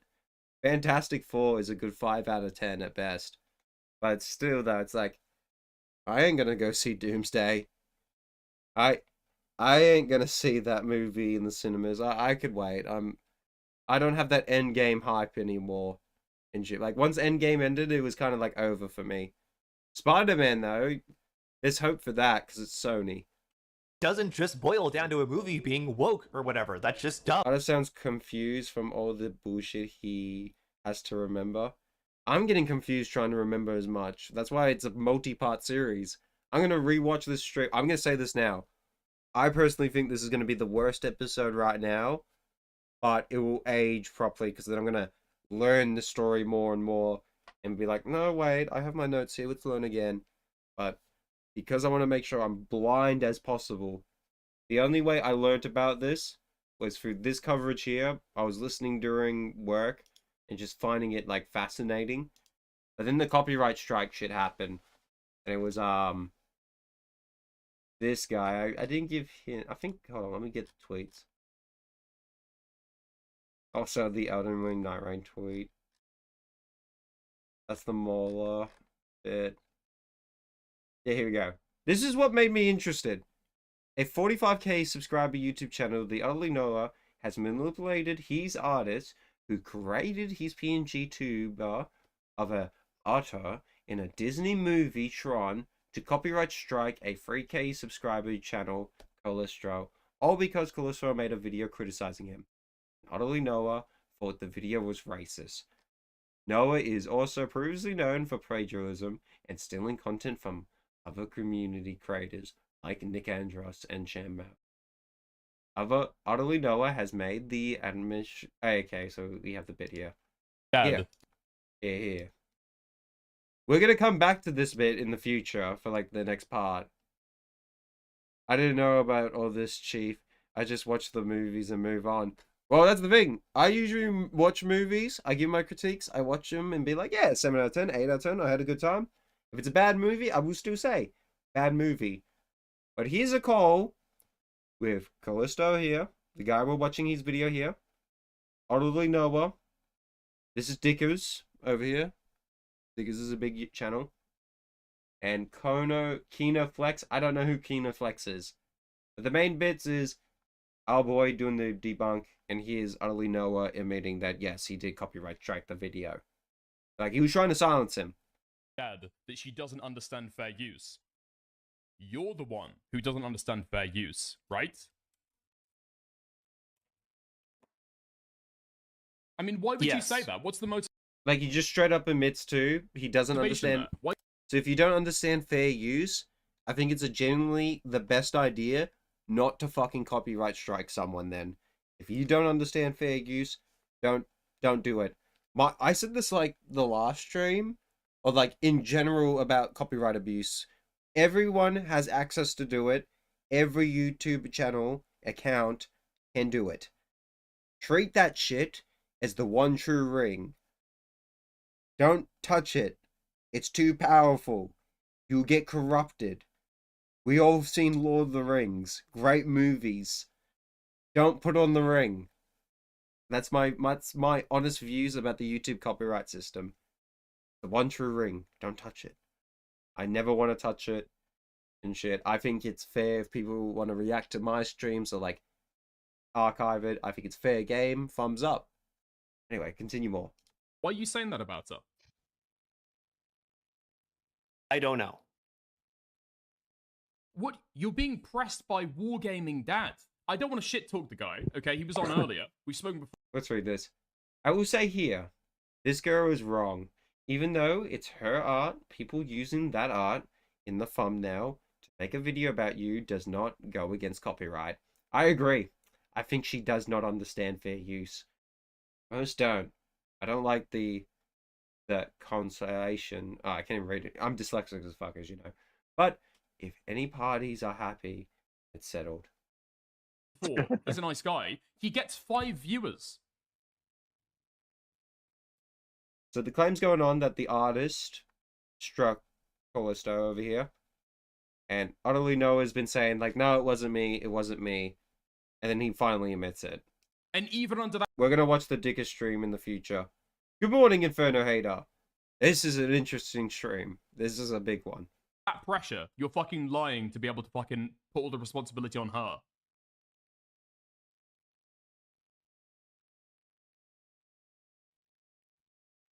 Why? What's the motivation? I don't know. Okay. Right. Okay. I guess. Well, what do you think is the right thing to do here? Well, don't ask Dickers, ask Callisto. He's the person who was wronged here. Callisto, that's the right. Yeah, that's how you say Callisto, it. what do you think is the right thing to do here? Remove the claim. Remove the strike. Oh my god, bro! Like, what do you? Like, come on. I mean, you just need to fess up. You just need to say, I didn't like your video. I hated it for whatever reason. I either am like some sort of think like YouTuber response video who didn't understand the section that I thought was actually racist when confronted 2 seconds in realized that it wasn't. And then I just found a BS excuse to try to take down your video, and then I tried to manipulate my artist to do it. Okay. So basically, Then just be yes. honest, I'm guessing. You just said yes? Yeah, I would say yes. I was the one who sent Deus the copy. He just admits it too, being like, yes, I got my artist to copyright strike you because here we go. Here's the reason. Copyright stuff, the link, all that. Gave all the ways, the platforms, And how to do that it. is how Callisto's video was taken down. And It was. I would say, also, sorry, go ahead. My bad. No, yeah, like I wouldn't even say I'd like dislike your video. I think it's just like I didn't really dislike your video, but I got my artist to copyright strike your video. Like I didn't really dislike it though. You said it was racist. You're telling me to delete it, bro. You're telling me to delete it. I do. I dislike your video. I dislike your video because like the racism. Racism. I haven't even seen the racism in this video yet. But this was the bit where I was like, I gotta Friday, we're gonna learn about this. But then I was getting the docket and I was looking at this going, oh my god, this is huge. This is a big one. So like we're gonna get to the hour mark. And then Friday, we're going to have like an 8-hour stream, maybe, getting the whole topic. But this is just a quick one so we can get as much context as possibly can. You know what's funny is that Critical Drinker does talk about these things. But one of the biggest overriding factors in all of this is a financial one. Put simply, movies are too damn expensive these days. The production budgets for mainstream Hollywood films have been steadily rising since the 1990s, but the process has accelerated out of control over the past few years. But inevitably, Drinker is not the only film critic to constantly try and push this agenda. Enter Nerdrotic, a channel that pretty much does the same thing as Drinker, but like 10 times. Yeah, because like I'm looking at this video and it's just... his reasons of copyright striking this video is he didn't like it and it's racist. And it's like, that's not a reason to copyright strike someone. That's not valid. Oh my god. I don't know how... I hate the whole idea of like... So, how easy it is to abuse the system. Because like, I've said many times, I think YouTube's copyright system is very good. But it's hanging on by a thread. It is so easy to abuse. That's the biggest problem with it. But at least it's not like gonna get nuked. More aggressive, and there's a video he did where he tries to claim that Marvel is failing post Endgame because they all got woke, quote unquote. He lists a bunch of examples of failed Marvel projects post 2020, but interestingly enough, one he brings up is both Loki Season 1 and Season 2. And of the 9 live-action D+ series, only Loki. 1 has gotten a second season, and it was awful. We're not going to allow that cope here. Which is kind of funny, because if you look at that, those are actually 2 of the most highly acclaimed Marvel projects from the last. Yeah, people like it. There's people who like things that are good, and there's people who also don't like things. There's people who love the Mario movie. I'm talking about the 1950 one, but not Jesus. Yes, chat. There's a hidden 1950s Mario movie. Yeah, for real. No, what was it? 1990? That like live action Mario Brothers. There's people who like it. And there's people who hate it. And you know what? I think that's great. I think that's honestly cool that people could enjoy movies and hate movies. But I don't know, I just don't like the whole idea of this guy's bad because he hates woke. And it's like, can we just like talk about the movies and stuff, or just like the story and narrative, and like just have a nice discussion about things. Like I'm down to hear you out of why you like it, and if you're down to hear what I don't like about it, we can have a good discussion about it. And it's not to change people's minds, it's actually to understand and get like a different viewpoint, not to change them. That's also a big part of my video, that like the videos I want to make too, is like the ideal point of the video is not to change people's minds or convert them. They're just like, you see what's my mind, my views, my opinion, why I love the game, why I wanted to talk about it for so fucking long. But, you know, it's just one of those. Like, I want to make sure it's not a thing like, you gotta love this, no matter what. You gotta love this. You cannot critique that. No, I would love to hear the critiques, because I'm trying to find fucking critiques for Titanfall and Lisa. Yeah, I know. Lisa's... I'm very interested in that world, but I'm reading it. I'm reading it right now. But, you know, I want to make sure. It was only the 70s. So, it was the 70s? Mario movie. 70s. No, it wasn't. It was 1993. You got me. You got me.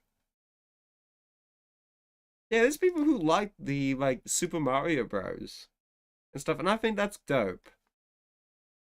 I don't like it, but I'm not gonna just straight up be like, oh, blah blah blah blah blah. Stuff. I can understand people liking it. There has times though where it's like there are some movies that are just so bad, and it's like, you going to the box office keeps letting the studio know that this is good, right? And shit, like they rely too much on like, oh, this works, and that's why we have a lot of Guardians of the Galaxy humor now that doesn't work. Mario, 50s Mario smoked cigarettes and drank whiskey before going bare knuckle against Bowser. It's like full-blown Popeye. It would be funny. It was only the 70s when Mario learned how to jump. That's true. We don't talk about the late 70s Mario. Disco Seed changed a man. Last 5 years. And it also just so happens to have a pretty diverse cast. Huh, funny how that is, isn't it?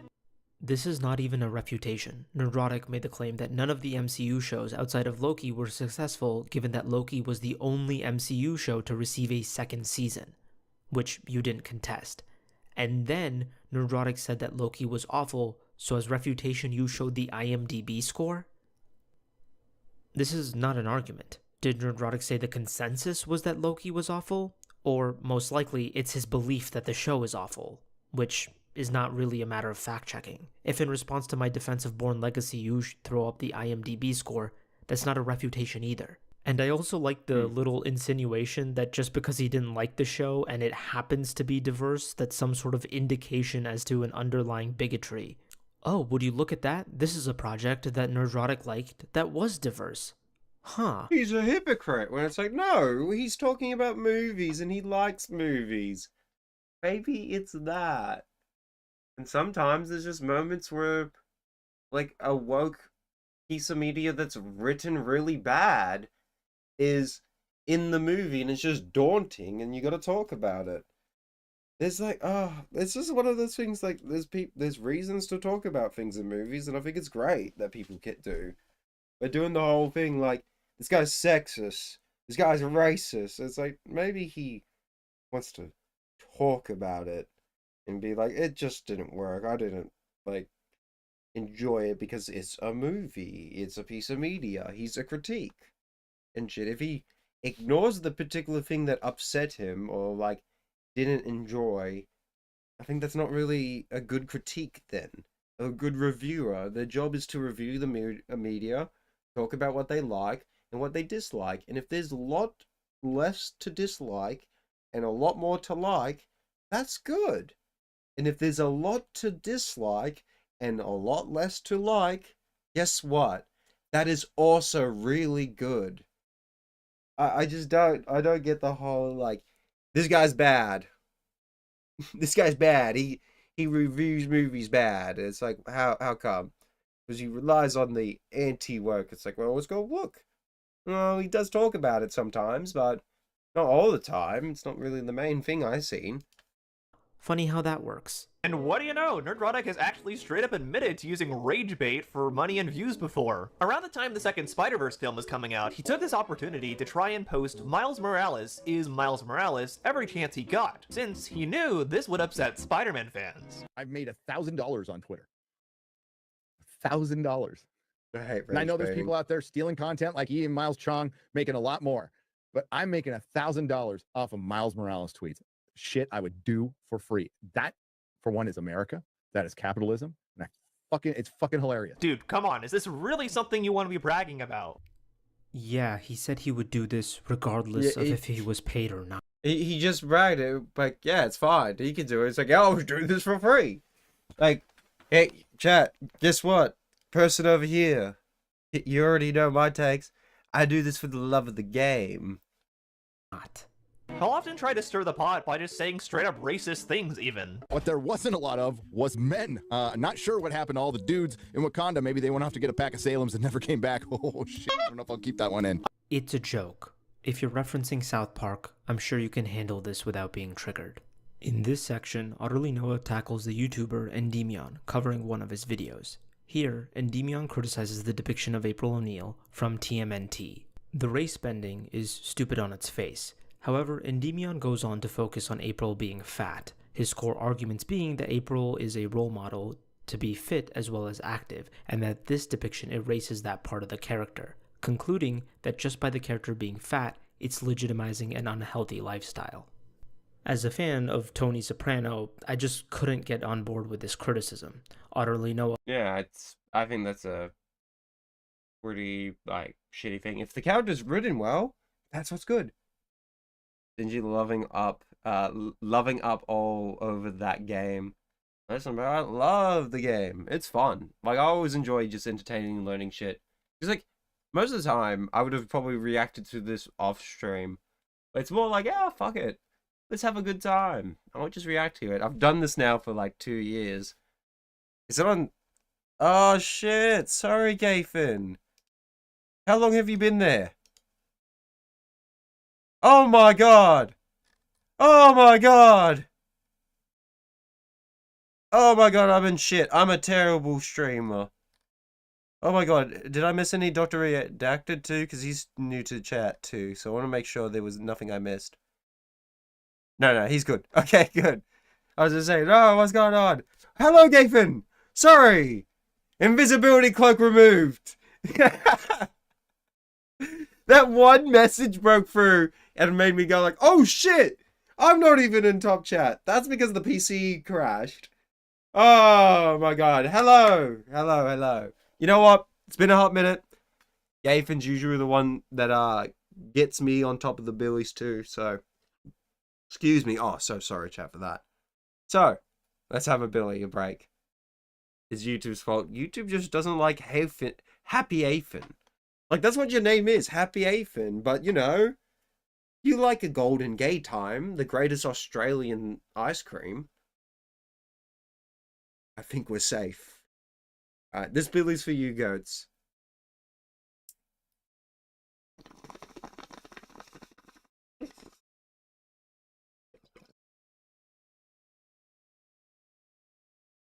Let me read the messages I missed.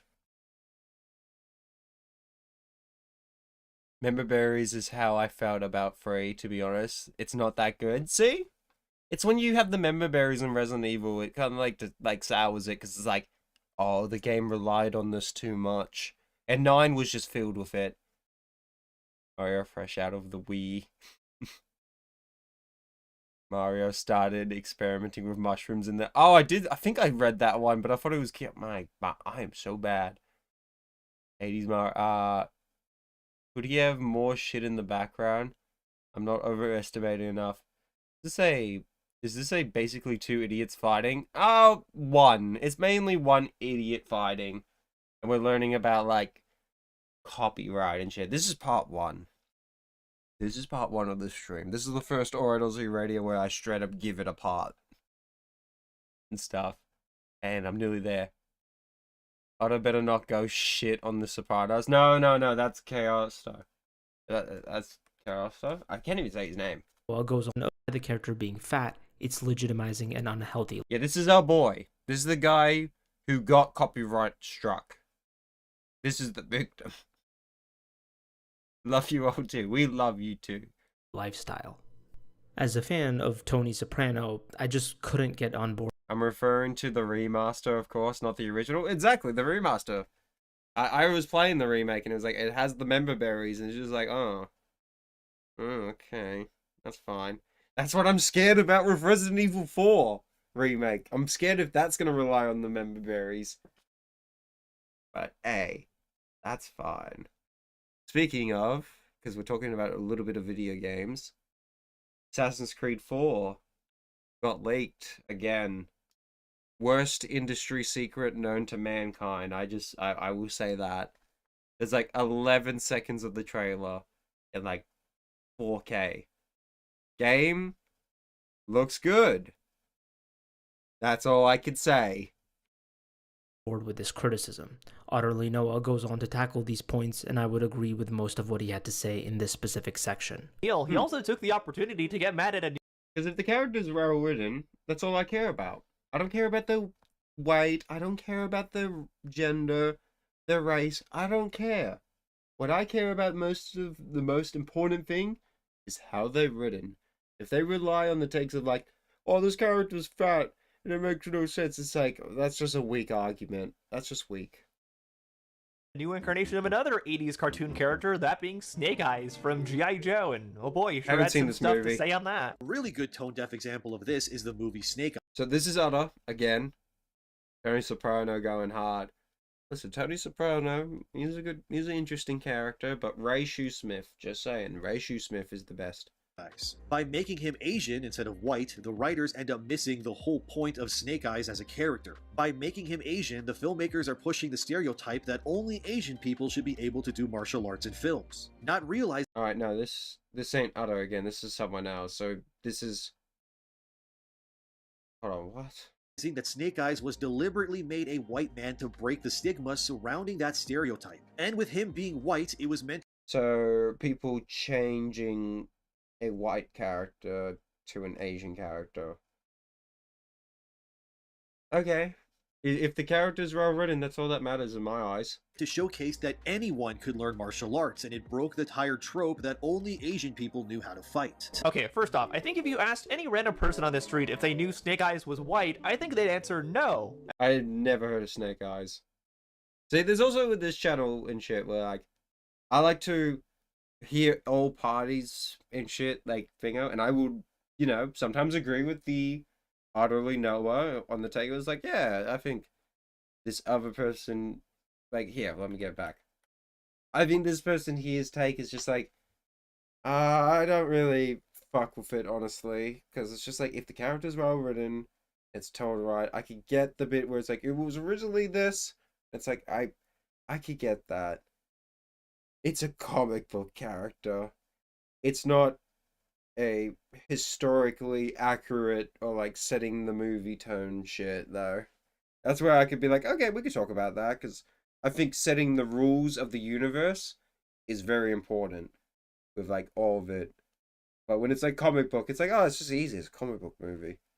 Surrounding that stereotype. And with him being white, it was meant to showcase that anyone I just want to have a learn mini martial panic arts, attack when I go to jump onto an enemy ship and Edwin Messi and goes into the water, AC Black 4, I'm going to say, is a nightmare for those who fear deep water. It's going to be good. I can't show the 11 seconds because it's not out yet. But it's leaked. You can find it. It's not hard, lol. I'm not going to tell you where to find it, but you can find it. It looks good. That's all I will say. Maybe if all the stars are right, and if it's true that it's not an RPG, I will buy it. And that's all I will say for Assassin's Creed 4 Remake. Ray Shoesmith is the GOAT. Yeah, I'm excited to see Critical Drinker's video on Missed In Between. I heard he's been watching that. So, like, I'm excited to see that. Because I want to know if he doesn't like it. I want to know if he likes it. I want to hear all takes about it. I want to know what he thinks, what he finds Ray wrong or right. Like, I'm fascinated about that. It's always cool to hear all sides of the, like, critiques in media. When someone overpraises something, it's fun to see them and go like, okay, I disagree, but, you know, I agree with your opinions with, like, enjoying a movie and having a good time. As long as you had a good time, that's all that matters. Your time is not wasted. And that's what's important in the end of the day. Your time not being wasted.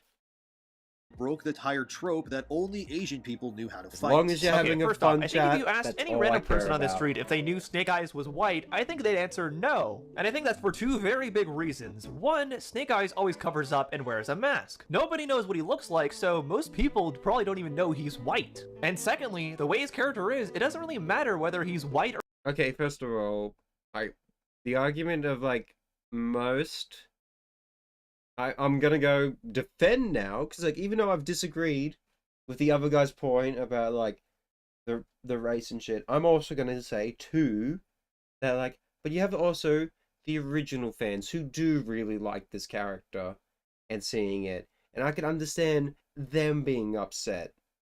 So doing the whole argument though is like, oh, most people won't know. Who cares? Yeah, I do. I can understand that take as well. Most people don't care. It's a literal who, but there are people who care. I'm someone who never fucking watched G.I. Joe. Excuse me. My dumbass has 3 packs of cigarettes open. Hell yeah. By the way, I'm genuinely sorry if I lashed out about you not liking. No, you're. Nathan, you missed it. I legit said, like in the stream, I love people who, also criticize me with my, like, takes and shit. I love that because I want to see people who enjoy the game, like, enjoy the game. That's all that matters. If I didn't enjoy a game, that's my opinion. But I will still say to this day, like, that streams. Never gonna change that. I still think those are 9 out of 10 streams. Experience. You know it's the 1% different? I wish it was longer. That's it. But otherwise, those like Resident Evil 9 streams, I could easily give those a 9 out of 10. I love every second of that. But replaying the game and properly criticizing the game and not giving it the glazes that, giving it the structure it needs. That's when it's like, okay, no. We can't be having this now as the standard. Hold on. We need to go back to Resident Evil 2 remake. We were doing so good for the Resident Evil 2 remake. But if you think the game's goated and great, that's perfect. And I love to hear that because during this whole stream, like I said, if you hate something, that's great. If you love something, that's also great with media. It's opinions. We need to hear different opinions. And, that's why I find it fascinating. But when someone is abusing the copyright system to censor someone or silence them like this because they hurt my feelings, no, I'm not a fan of that. And this is why we have these particular streams where I find it very important that people should be aware of this particular individual. I know it's taking a long time till we get to the bit. We already saw main, like, hysterical. I want to understand this video first. Dark Souls is bad, JK. Listen, I'm the guy who said Dark Souls 2 is terrible and I haven't played it yet. And shit, I actually made a tweet today. Hold on, here. Here's my tweet about Night Rain, because I saw this. Love how FromSoft had to drop a Night Rain DLC for people to finally start waking up. Reviews are on point. Now, if only the base game could have also get to mix, or mostly negative. FromSoft is a good dev, but hold them accountable when they release garbage. And I agree with that. I think if someone doesn't agree with the game, and I said, and this is someone who loved Night Rain when it came out, enjoyed it, but it's an online-only game. Well, you can play it offline. It's an online idea game. The entire game is built for free players. And I said, I personally believe the reason why Night Rain is a bad, because it's terrible for online. It's a terrible online game for 2025 standards. No crossplay, no voice chat. Only form of communication with randoms is Morse code. No infinite mode to see how long you could last during the days. Like, how cool would it have been for Night Rain if you had a leaderboard and someone was like, yeah, I'm up to I got up to week 22. Oh, dude, just you wait till you make it to a year, lol. And shit. That would be funny. That would be cool stories. From Bloodborne, I wanted the dungeons, and I feel Night Rain could have done that. Like, no, then we got that. Dungeons, I feel like a mode entirely evolved around infinite dungeons would have been really fun. And the DLC, for me, personally, gave the nail in the coffin of, like, that's the big shit! No more! No more big shit. Like, don't expect much anymore. Like, you're gonna get patch notes, you're gonna get new weapons, but Don't expect a new map. Don't expect a new mode. The new mode we're going to add, though, is ranked. And it's like, yeah, that filled the void, but I just think the problem with Night Rain is it's a bad game. It's a terrible online game for 2025 standards. If it came out in 2016, though, it would have been the best fucking game of all time. I would be praising it still. But it came out last year. No excuses. Having no crossplay. Just communication in general. It's a PvE only game, and you can't talk to your teammates. You have to spam the map and pray that they see the map. But, you know, that's my rant and shit. But, like, you know, people love Night Rain, and I think that's awesome. I think people should love the games they enjoy. But at the same time, I have all right to say, hey, this is bad, and this is why I think it's bad. Or Asian, because the whole appeal of Snake Eyes is the entire mystery surrounding his identity. The only things that really matter with Snake Eyes at the end of the day are his rivalries, the fact he wears all black and never talks, and the fact he conceals his identity. The fact he's nameless and has no real sense of identity is actually a big part of the reason why people like him. He just has a cool design. What? So then why are you talking about this bit? The other guy's critique about the Snake Eyes in the live action showing his face in the race as being like, you know, it's this guy, and his comic bit here. Here's proof in the comics that he showed his face. And then over here, we have him being like, it doesn't matter anyway, and he's just using modern day cartoon. Okay. Whether he's white or Asian really has nothing to do with that. I do agree, though. It doesn't really matter in the end of the day. If the character is well written, it's good. Personally, you know what I would recommend? That he keeps the mask on and keep the mysteriousness. That's cooler in my eyes. Like, I think a character not speaking and being ominous is way more cool than not. Sorry, I forgot to read these messages. I'll say, I really haven't enjoyed the RE2 remake after the helicopter crash. It just feels like 7 fetch class quests. It does sometimes feel like that, but I still think the 2 remake was the best direction. I haven't decided to give RE8 a fair chance and working on getting platinum on it right now. RE8 has its problems, but like even that, I would say I enjoyed RE8 a lot. Like I really enjoyed it because it doesn't have member berries. It does have bad writing though at some bits, like questionable, but that's Resident Evil and shit. Take a shot how many times I say shit. Alright. It's the late night. It's finally kicking. This ain't no insomnia. I'm trying to make sure this is an alright Aussie radio. If the film didn't race Ben Snake Eyes and followed the original story, Snake Eyes would be a white American soldier thrust into the Arishikage clan as an outsider. Seeing him acclimatize to different culture and ride... Okay, so now I'm getting the context now of the character. Callisto. I'm gonna call him the Callisto Protocol. That's mean, because that game's bad. Sorry. That game, I don't know why it's set in the PUBG universe. That was the funniest thing I found out about. But, you know, that's also a bit, it was like, okay, so they removed actually a pretty interesting element of a character where he's an American child that went to Japan or like whatever the Chinese and like things, and then he was raised from this like temples and stuff. So he's an outsider becoming, you know, part of the clan. That's interesting, but I still think my idea of like just have him anonymous, don't have him speak. That's also more interesting. Rise through the ranks and ultimately clash with Storm Shadow, where invariably the underlying tension of being a white American compared to Storm Shadow himself as a native of the land and the clan would come into play either explicitly or in the subtext of the film. This would be interesting and would add an extra layer to their relationship, seeing two different individuals with different cultural upbringings and philosophies clash with each other, and seeing that's a good take too. Storm Shadow be spurned that an outsider eclipsed him. OtterlyNoah's response is to appeal to the lack of knowledge of the general population. If you asked... See, that's a bullshit excuse with the, like, well, it's just the general lack of knowledge of the audience. It doesn't matter. We could just ignore that. But it's like, well, I just learned that, and I'm now like, okay, that's interesting writing now. Even though, like, I just had the take not too long ago of, like, just have him not speak and be, like, anonymous.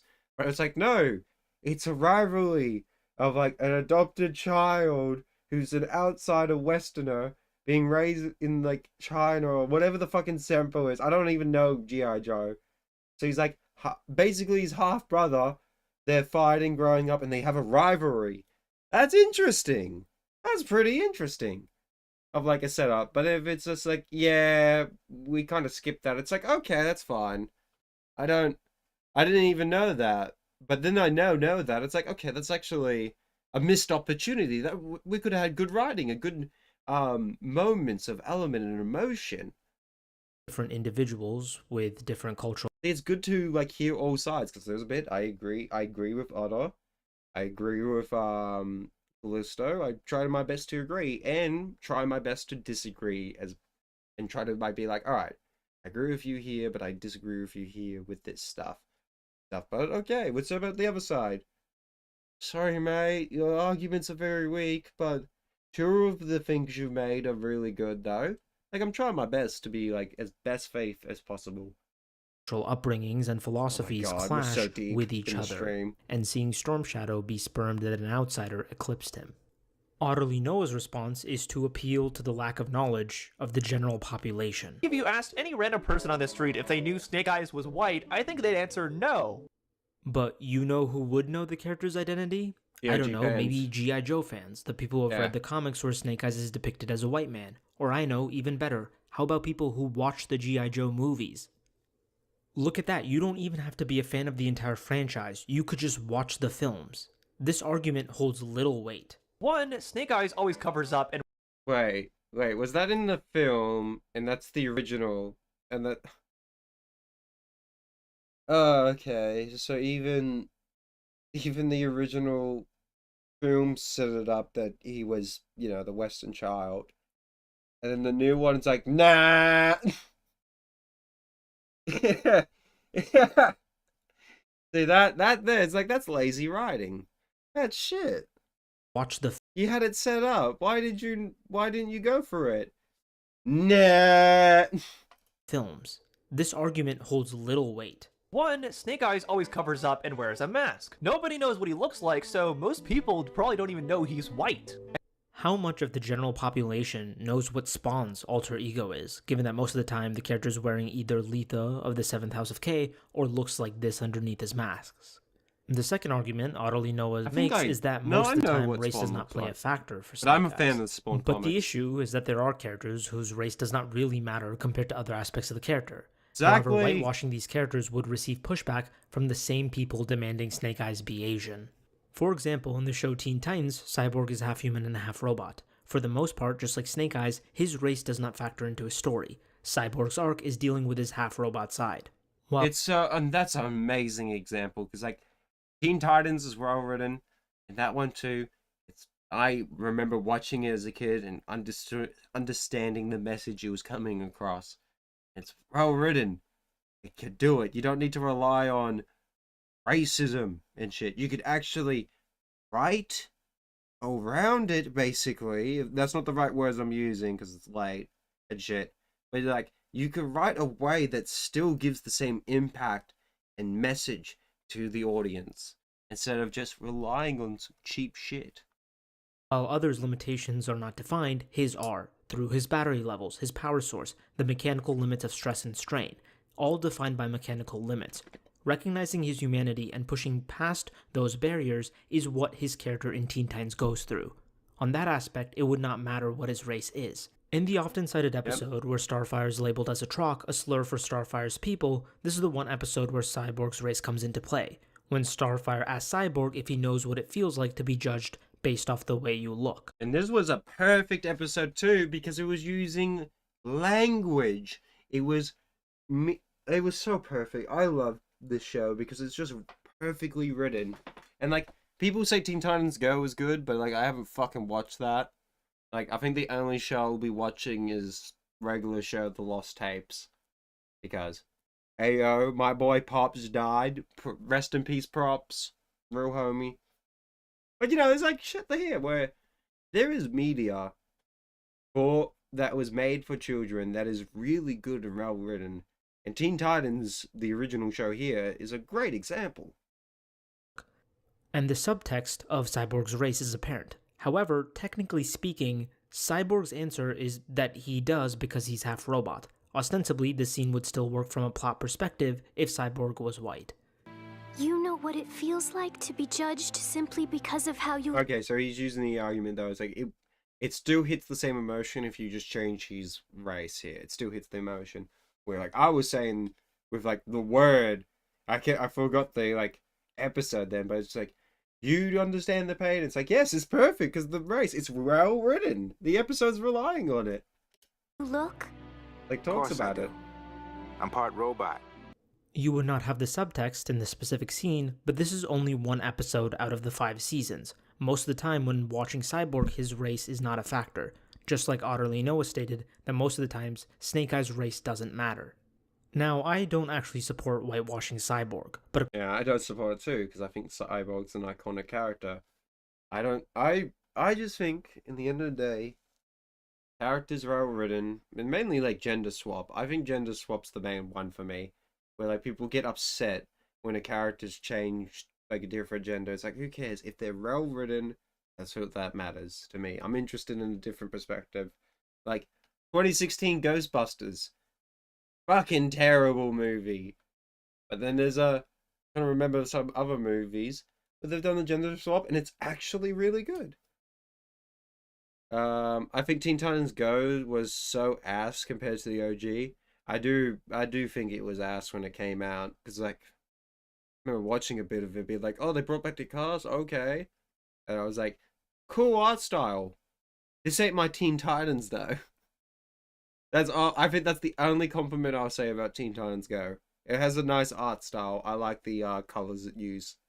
But like, I don't fucking watch the show. I see shorts, and I'm like, this is just brain rot. I can't. I will never see myself watching an episode of this.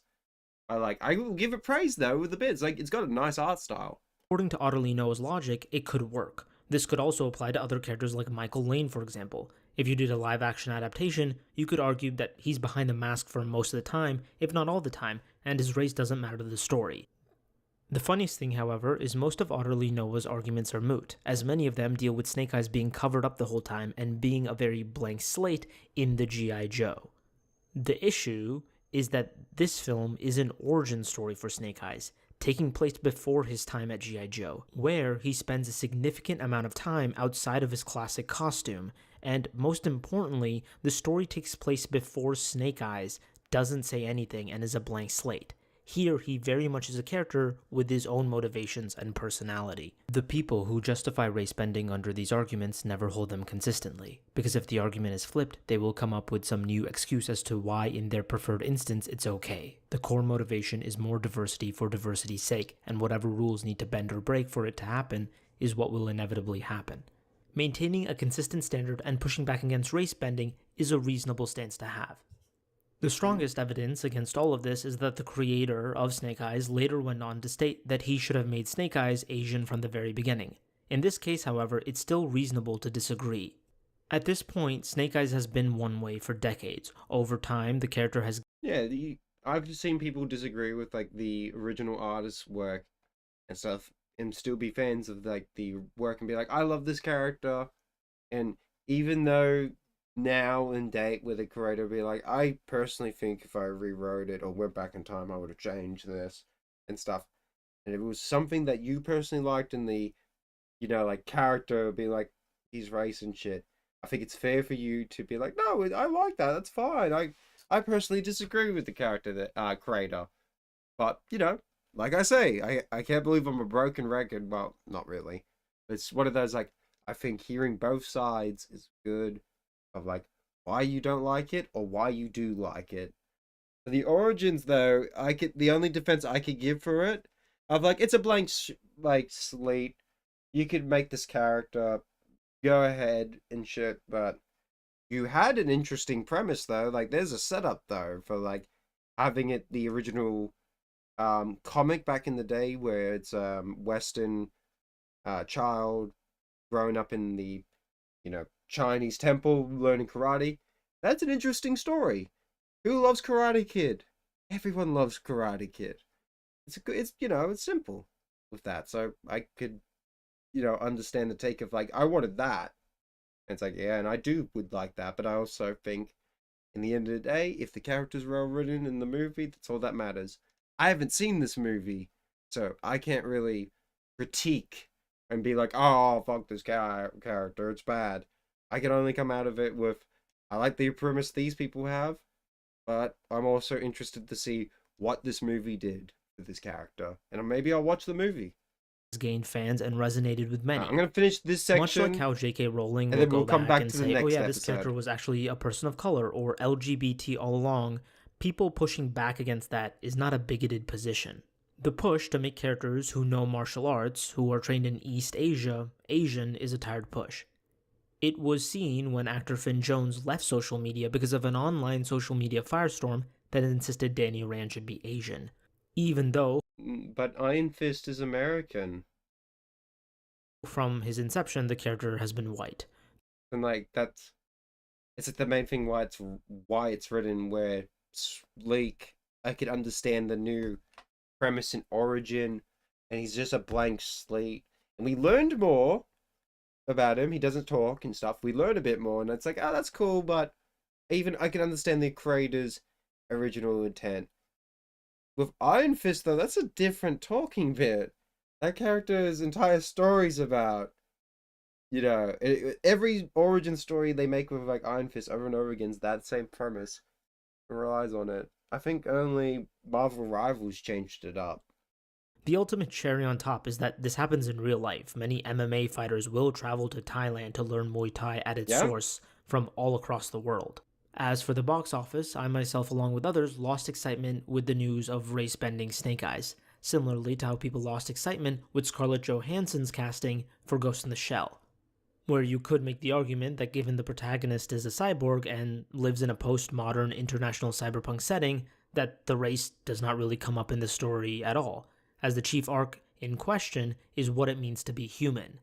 I'm not saying the chief reason Snake Eyes... I thought the Ghost in the Shell was just a Western take of Ghost in the Shell, and Japan just hasn't done their take yet on it. But if that's like the definitive Ghost in the Shell like movie, I haven't seen the anime in a very, very long time, but it's just one of those, like, if that is there, like, the anime guys straight up go, yeah, that's the Ghost of the Shell live action one, that's the definitive one we talk about. It's be like, oh my god, I feel sorry for you.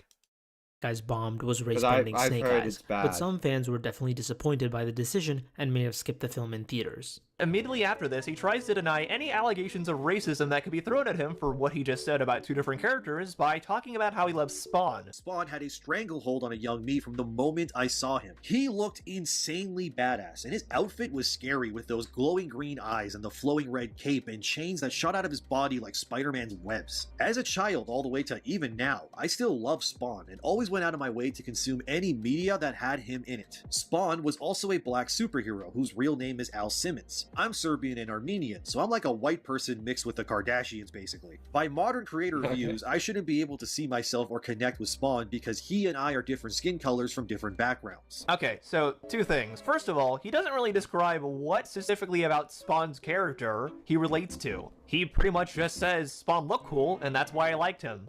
Yes, that's very... He relates to it, and he's just doing the argument, goes, by the logic people were setting up of, like, you shouldn't like this character because he doesn't identify with your race and stuff. It's one of those, like, that's stupid, and it makes no sense. What is what? Okay, so two things. First of all, he doesn't really describe what specifically about Spawn's character he relates to. He pretty much just says Spawn looked cool, and that's why I liked him. He doesn't go anything beyond the actual design of the character. In this next section... What? He did go about the design of the character, though. Had him in it. Spawn was also a black superhero whose real name is Al Simmons. I'm Serbian and Armenian, so I'm like a white person mixed with... Yeah, he talks about it.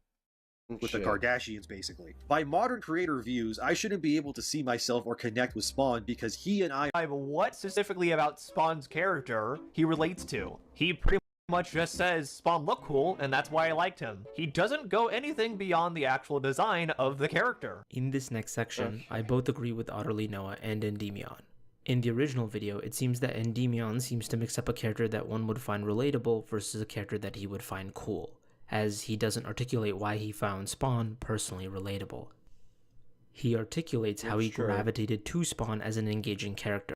I thought he was just doing the whole, like, it's cool, like, I like it, but he went in depth. But if he doesn't explain why he finds Spawn interesting and stuff, like how much of a traumatic character he is, how he was backstabbed and he's suffering for all eternity to, you know, torture people. You know, he's a way fucking cooler Ghost Rider. Like, and that's the take I will have, where, like, I find Ghost Rider cool, but Spawn is so much better of, like, the premise. However, Endymion is still fundamentally correct here. You don't need to physically look like the character to find them engaging or personally relatable. The increasing emphasis that I... Yeah, both are right in the end of the day. And guess what? That's actually the perfect moment to end this, like, segment and shit. Because, like, in this entire stream, I've just been saying non-stop, where it's like, I think it's just important that, like, you could look at both sides, you could disagree or agree, you could, you know, both look at them and go, sorry that I'm offensive, bro, but, like, I'm trying to, like, understand all parties and shit. In the end of the day, Otter, you're in the fault because you copyright struck this particular video. I think this is a very fascinating video. And sadly, Legends, this is going to be a big, long, like, a lot of Alright Aussie radios for this. That's why it's got a part 1. But I'm very interested about the segment. It keeps going up live. This particular moment, let me get back. Mistake. No, yeah, the mole a bit. We're going to react to that. At this bit here, I just think this is really interesting. Once we finally make it to here, where we watch the Dickers VOD, and why OtterlyNoah... Because he was going on an arc where he was like, I didn't copyright strike. I didn't do it. So we're going to... We have a lot. But I want to finish this video. We're near the end of the segment. And then Friday, I'll be back. Identities need to match, whether it be between the protagonist and the writer, the protagonist and the director. I guess that means I can't like Black Panther anymore because I'm white. No Wakanda for me. So, yeah, that's like a take people could have. It's like, you can't like this because, you know, you're not that race. It's like, what? Come on. I think Black Panther's a great character. I think Killmonger is a really interesting character. I could like Black Panther and shit and be inspired by him. It's like, next it would be, you can't like Spider-Man because you're not a New Yorker. Like, that would be the next level of, like, craziness. It's like, why? And shit.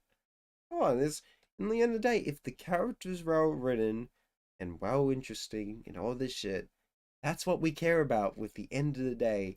We don't want bad writing. We don't want shitty characters or just lazy excuses to get past or plagiarism or people who copyright strike. In the end of the day, with critique media YouTubers, especially commentary, this is like more of a commentary YouTube with the streams, but like with the videos in the future with media, I think it's very important that people can speak their mind about the piece of media they like or don't like. It's important. And you might go, wow, Stingy, that's like the most you've ever been like freedom of speech in the world. Yes, because media is important with, you know, commentary and critiquing. But unlike Chibi Reviews, that jackass, I think, you know, there's lines. There are lines that you cannot cross. That jackass constantly crosses it. I forgot. We need to talk about that, but Friday. What was it? Gafin, the legend, sent me in and I was fucking dying. Apparently the photo's AI. It's an AI photo, so that's why the argument people are using is like, why are you mad, bro? It's just pixels and shit. And like, If it is true that's AI, that is pretty fucking hysterical. But like at the same time, if it's true, I disavow that. I think, but at the same time, Chibi Reviews is a fucking freak, and there's so much things where you like. I disavow the action, but at the same time, because Chibi Reviews is a freedom of speech absolutist. And shit, if it is AI, it is so funny because he's a hypocrite. But if it's real, I think it's a bit weird because it's some other family member.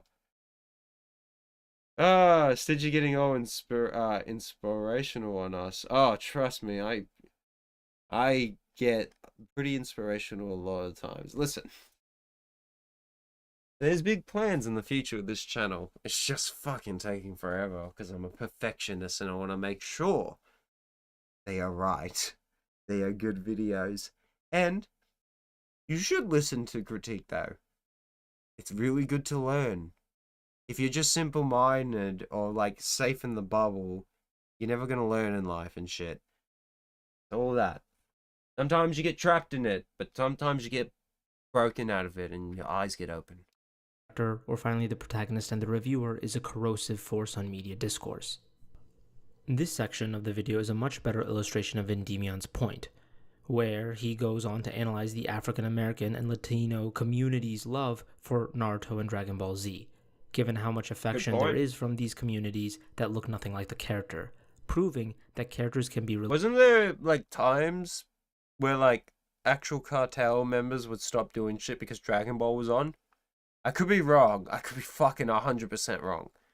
But, like, I know for a fact, like, Dragon Ball is massive over there in all the world. Rest in peace to the creator of Dragon Ball. Once he died, they hosted the biggest funeral event for him. Relatable, even if they do not look like certain audience members, a notion that I would agree with. Then he also goes ahead and says by modern creator reviews he shouldn't be able to see himself in Spawn because they are different skin color and come from different backgrounds. That in of itself is segregating. He literally just said you don't have to look like a character to relate to them, but then goes ahead and says by all means I shouldn't be able to relate to this character. He just defeated his own point. Also, I'm not really sure what this Spawn thing has to do with anything, given he was just talking about how he hates April and also hates Snake Eyes apparently. It doesn't really feel like any of this was really that well thought out. My guy, how do you not understand what Endymion's argument is? It's laid out plainly. The argument is simply, just to pause Andy, but this is what I understood. The simple argument was, he doesn't like these particular characters because so-and-so, but before anyone goes, oh, you're racist or this, he goes, but I like Spawn a lot and he's this and that. But he didn't really give a better example, he just, so it's like, he's black, he's this, but I really like this character, so by people's logic, if you go and I hate this, I would not like Spawn. And it's just like, okay. Maybe I'm wrong, though. Let's see what this guy says. Endymion is arguing against those who force diversity and representation in all contexts. People who do this utilize arguments stating that having characters that look like the viewer is one of the most important aspects for relatability. No. Yeah, no, that... I'm always a believer it's how the character is written that makes the viewer, very important, viewer, feel related and understand a character. It ain't about a color, it ain't about a race, or it ain't about a gender. It's about how the character is written. As this is the chief way most audiences relate to the characters. Like, I love, perfect example too, I love Spider-Man Miles Morales. I remember being in high school when Into the Spider-Verse was announced. I was begging for the longest time as a child, like as a kid, a teenager, with all the Marvel Spider-Man movies and shit. I remember, they need to stop doing live action and do an animated movie. That's what Spider-Man's missing. We need a 3D animated Spider-Man movie. It will be the greatest shit ever. And the next year, when I was fucking campaigning that super hard at one point, like, at my school friends, like, we need an animated Spider-Man movie. This is bullshit. Into the Spider-Verse gets announced, and I was already a fan of Miles Morales reading the comics, and I was losing my mind of absolute, excuse me, chat, absolute enjoyment and excitement, because, oh, I was super excited. Trailer looked dope, and oh my god, that movie was phenomenal. The second movie, I had a terrible movie experience from that, because sadly, I had the curse where I think it was like 60% of the cinemas had the audio bug. I was one of them, and there was a fucking quiet crying child in it. And this was a late showing, by the way, chat. I was watching the second Into the Spider-Verse at like 9 p.m. on a fucking Wednesday, and I don't know why these people brought the child baby with them. It was one of those where like we didn't get to watch the movie, but once it was available for Blu-ray, finally got to watch it, and oh my god, it was amazing. And for the love of God, I hope part 2 finally comes out for that movie, but that's the first ever development hell movie I have seen in my life. And enough waffle, we're near the end of this video. Their paradigm. Thus, the insistence to force diversity in any manner, even if it makes little sense in the story or goes against source material. This is how a race-bent April and Snake Eyes entered the discussion. Thus, Endymion's rebuttal is to discuss various characters and how they deeply relate to individuals who don't share the identity of the character. I mean, it's literally the title of the video itself. Why force woke diversity is dying. How is this hard to follow at all? Which at the end... So it's explaining where it's like, it doesn't matter in the end of the day, because we got other cultures here that don't... Tony Chase, not my race. Quote from Tony Chase. You know, that very inspired by Goku. Other characters. I'm very inspired by, like, Invincible, Mark Grayson, you know, like, those are very inspiring characters and shit. But I'm Australian. Should I not be inspired? Because, you know, it's not my big thing. But there's also other characters I love. End of the day, most of these anti-woke grifter channels come off like this anyway. Most of them try to take the tiniest thing and make a big deal out of it to make it seem like diversity is ruining Hollywood. Their motto is go woke, go broke, and to them that means if a film has a diverse cast... No, forced diversity is like killing it. So if it's like, if the entire tension of like, why did we change this character, and it's not like thought out, well written, it's just forced, then yeah, it's bad. I easily agree on this take, where it's like, if it's forced and it wasn't planned out, then it's bad. It's not a good idea. But if it's actually planned out, well written, thumbs up. It's a fucking movie, like, story. I can handle that. But at the same time, there is lines. There's a good quote. It was a funny one, where it was the Lord of the Rings. It's like, oh, you're fine with magical tree monsters, goblins, hobbits, fucking llama shit, but you won't accept a BMW 2018 Ford. Not a Ford, but you know, it's one of those. It's like, but you won't accept that. It's like, yes, there's lines.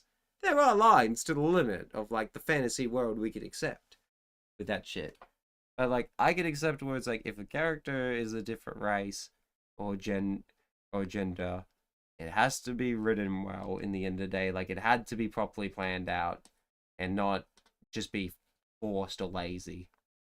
Then it's gonna flop. But that's not what they say. Typically, the anger against diversity is when it makes no sense. It is often the inclusion of diversity when it doesn't fit with the story being told, often ignoring source material, lore, or history. Pushing back against forced diversity in this sense is fine. The Witcher At the one. end of the day, I whether don't see a film difference is with the Witcher diverse or one. not does not diverse sense. It is often the inclusion of diversity when it doesn't fit with the story being told. Witcher 3, this one here's the same photo moment. At the same time though, I haven't watched the Witcher show, because even though Henry Cavill really loves the series, the games and the books, it's Netflix. Fuck no. The 40K series or movie, I think it's a movie. The 40K movie, fuck yeah, I'm excited for that. But I'm looking at this like, this does not help how blurry this image is. I'm on 1080p. This looks like the same image. Often ignoring source material, lore, or history. Pushing back against forced diversity in this sense is fine. At the end of the day, I do agree though. It's fine to push back on it if it's like bad. If it's like a game that's like, yeah, we're going back to the roots of historical accurateness, and it doesn't do it. Battlefield 6 looking at you. whether a film is with the whole cosmetic skins diverse or not does not determine whether it's gonna be a flop or not. It's the film itself. In order to properly criticize a film, you have to look at the fundamentals of what makes a film a film. You have to look at storytelling, cinematography, acting, pacing, dialogue, all these things that are fundamental aspects of a film. You can't just take a superficial look at something and call it woke and call it a day. That's not real criticism. These critics do like diverse things. However, if you hone in on the parts where they take issue with race-bending a character, say they feel that way about all characters of color, and then go on to ignore the sections where they do. The Harry Potter one's a good example, actually. This one here, I remember seeing so many fucking memes on Twitter about how Harry's gonna respond when he sees, and I'm just like, that's a creative meme, but alright. Alright, we got the Billy, we got that. So I was grinding up a mix. Got this shit. I'm making sure we got extra keys so I can pass the fuck out tonight. Legends, thank you all as always for chilling with me this stream. This has been a fun one, a very good one. But this is one of those where it's like, sorry Legends, this is something that I find important that people should have their eyes and more aware of. But this is part one. This is going to be a long series, I bet. Maybe 3 or 4. But I plan to come back to this on Friday. 100%. We'll probably do a bigger stream on that. And then Saturday, Dark Souls. And then, yeah, I don't know if we manage to finish this entire subject on the Friday show. I'll be real. I think we'll be at the finish line where maybe Saturday we do 30 minutes or an hour and then we'll go back to Dark Souls. Depends. It depends. But I am, trust me, this is a slow burn. The story will get funnier. Trust me. This is a slow burn, though. You're gonna have to wait. Say they feel that way about all characters of color, and then go on to ignore the sections where they do talk about the things you just stated, well, then it's fairly easy to paint the narrative you want. Yep. Just recently. Seems like utterly just be like, he hates woke shit. It's like, no, they critique everything and it's fine. But if they do, though, it's the and shit. I've seen the anti-wokers, the actual ones that do it. Andy Pants Gaming. That's the best one. Those ones are the fucking jackasses in the end of the day. Critical Drinker, though, that's the one I just keep looking at and go, I've watched some of these videos on movies I really like, and he didn't like it. And I still really liked his opinions and agreed with it and going, you know what? Good video. Still didn't change my review though. Like, changed the number. But it was more like, you know, those are good points. I didn't really see that. Or took that to account. But I had a good time. I'm still going to enjoy the movie and appreciate that. But it's always good to hear someone else's opinions. They don't like the piece of media. Because I don't know, if you have a bunch of people who keep saying, by the way, we've ended the segment, we're now on TV. We will come back to that on Friday. But let me check Steam, for example. Wait, okay, my games. Here's a good example. Take a shot, I'm gonna mention it. So, Dota 2. I have fucking so many hours. Too many fucking hours in Dota 2. And I will still tell you all, don't get into it. It's a crack game. The game's addicting crack. But I love Dota 2, and I think the game's amazing, and I, do at the same time highly recommend it. But my review is still, don't fucking play it. Don't get into it. It's not recommended and shit. But I love it to death. It's tough. It's not gatekeeping. It's a proper, warning of just, this particular game, it's really good. It sucked my soul. But where it's at, I've always been this mindset since, 2K, where it's Don't get into it. Save yourself for MOBAs. Deadlock, though, that's a game I would say still. Get into that. That is a fun game. What? I can't do crack now? No, you could do. You could do whatever you want in video games.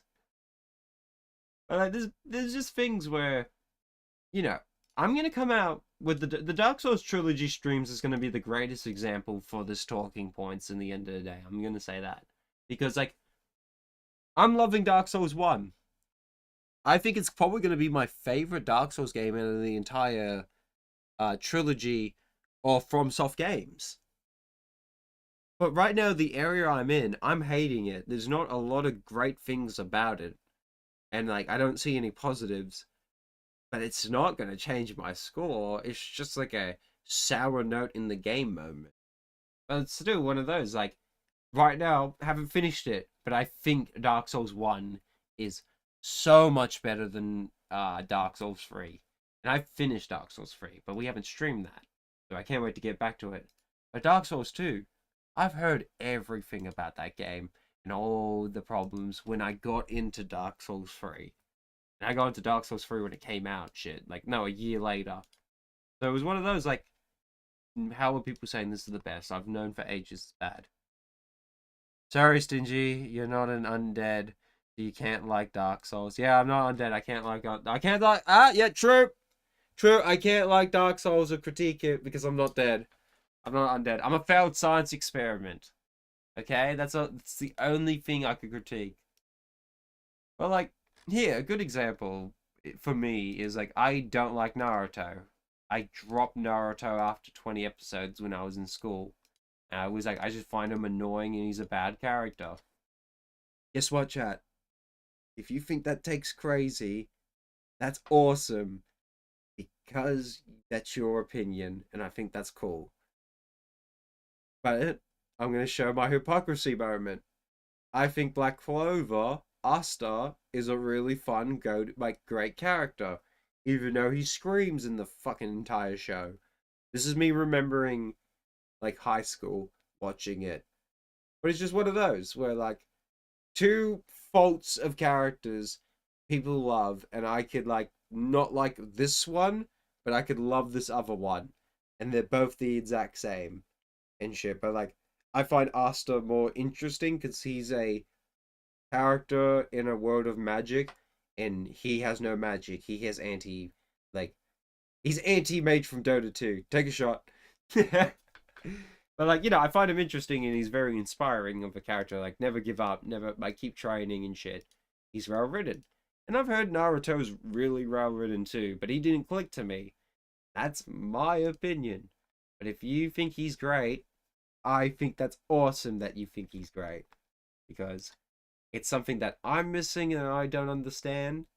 But at least, you know, you can enjoy it. People hate Crimson Desert because there's no story. And I agree. Crimson Desert's not really that good because it doesn't have a story. But the open world sandbox about the game and how you can explore and create your own story is why I recommend Crimson Desert and say it's a good game. But if it's like, oh, what about the story? I would still say it's a bad game for that. Bro loves One Piece but turns his head at the ninja version of Luffy. Yeah. One Piece is different. One Piece is different. That's really good. That is really good. But, like, the thing what I like about One Piece is just world building, the characters and shit. But, you know, it's all the thing, but I think that's really funny, though, that you could do that shit. Just again, no hate, please. No, you're allowed to. You're allowed to. And shit, because I like it. With the whole, you know, hearing other people's takes, because it's in the end of the day, yeah, I can't speak. In the end of the day, with media and commentary, and these live streams too, it's to hear opinions, hear people talk out, and see what their views on it and shit. It's all about that. That's what I do really like about Alright Aussie Radio, and why I'm very happy to bring it back. I know it's not the lolcows, but, like, particular subjects like this, I find very worth it to bring this particular show back for reaction. Because I think copyright abuse is fucked up. I've always known about this shit since 2016. That, like, it's been fucked. So, putting my head to the game to this particular subject, I think is important. But we gotta know the entire story. But, like, I'm looking at these games. Here's a good one. Sorry, last one. Last example. Me, the guy who says top-down is boring, but I have so many fucking hours in Dota 2. That means I'm a hypocrite.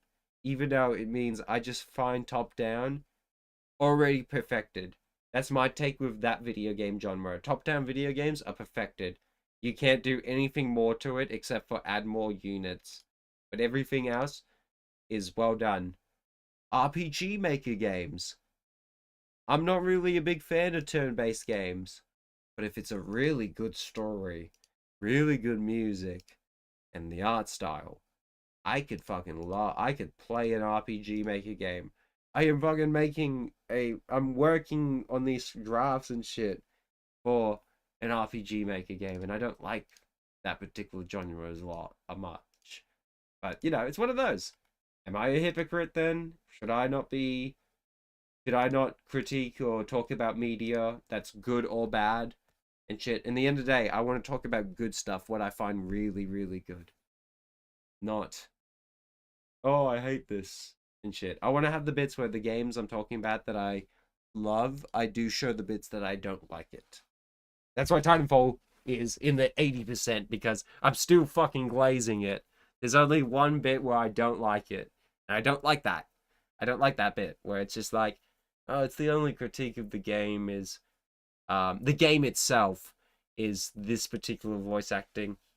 The rest of the critiques is after the launch and what Apex Legends does, and EA's choice to never do Titanfall 3, but that's really good. I'm really happy with that. But the rest though, I know I love how they go, what's your critique on Mad Max? I love Mad Max. I think it's good, really good franchise. Furiosa though is just boring. Like, it removed Matt. It's not Mad Max. Like, they should have just named it Furiosa. I would have watched it, but I would still have my critique with that. But Mad Max, I love them. I think they're great movies. What was it? I think I have Mad Max on my Steam. I was going to do in the future. Yeah, I do. I do plan on the future a Mad Max stream, but we have a lot of games. Too many games. Like, we have Dark Souls, Last of Us. And The Last of Us is just generally like, I'm a big fan of the first game. I love that game. I've never played the second game though. So, you know, I want to now have the opinions where it's like, alright, I played the game. Let me talk about why I don't like this game now. And shit, I do want to have that. Even though I personally think it's fine and good to watch a trailer or not even play the game, but watch an entire commentary playthrough of it, and you could still come out of it going, yeah, I experienced the game personally and I don't think it's good. But when it comes to like these games like Dark Souls, it is a game you need to experience yourself. So I want to come out of it, finish the trilogy, and then do a tier list about those games. Finish The Last of Us, and then Sekiro or Mad Max. I don't want the channel to only be FromSoft games for the live streams. Alright though. That's it. No more. I'm gonna wrap up the show because it's late. I will be back. Alright, no, maybe during the week I'll do gaming stream, because I'm a fucking liar with the whole, I'm a constant liar, it seems, with the whole, I'll see you Friday, and then, hey, another stream, or the next day. Yesterday's a prime example. It's like, I don't know when I'll be streaming. I can't really find an aura. No, I did mention I found one. But anyway, Liar Liar Pants on Fire. I'm gonna be fucking maybe back on Thursday. Who knows? But chat, I don't have an outro song. So until then, bye-bye. Love you all. Have a good week. Bye. Bye-bye.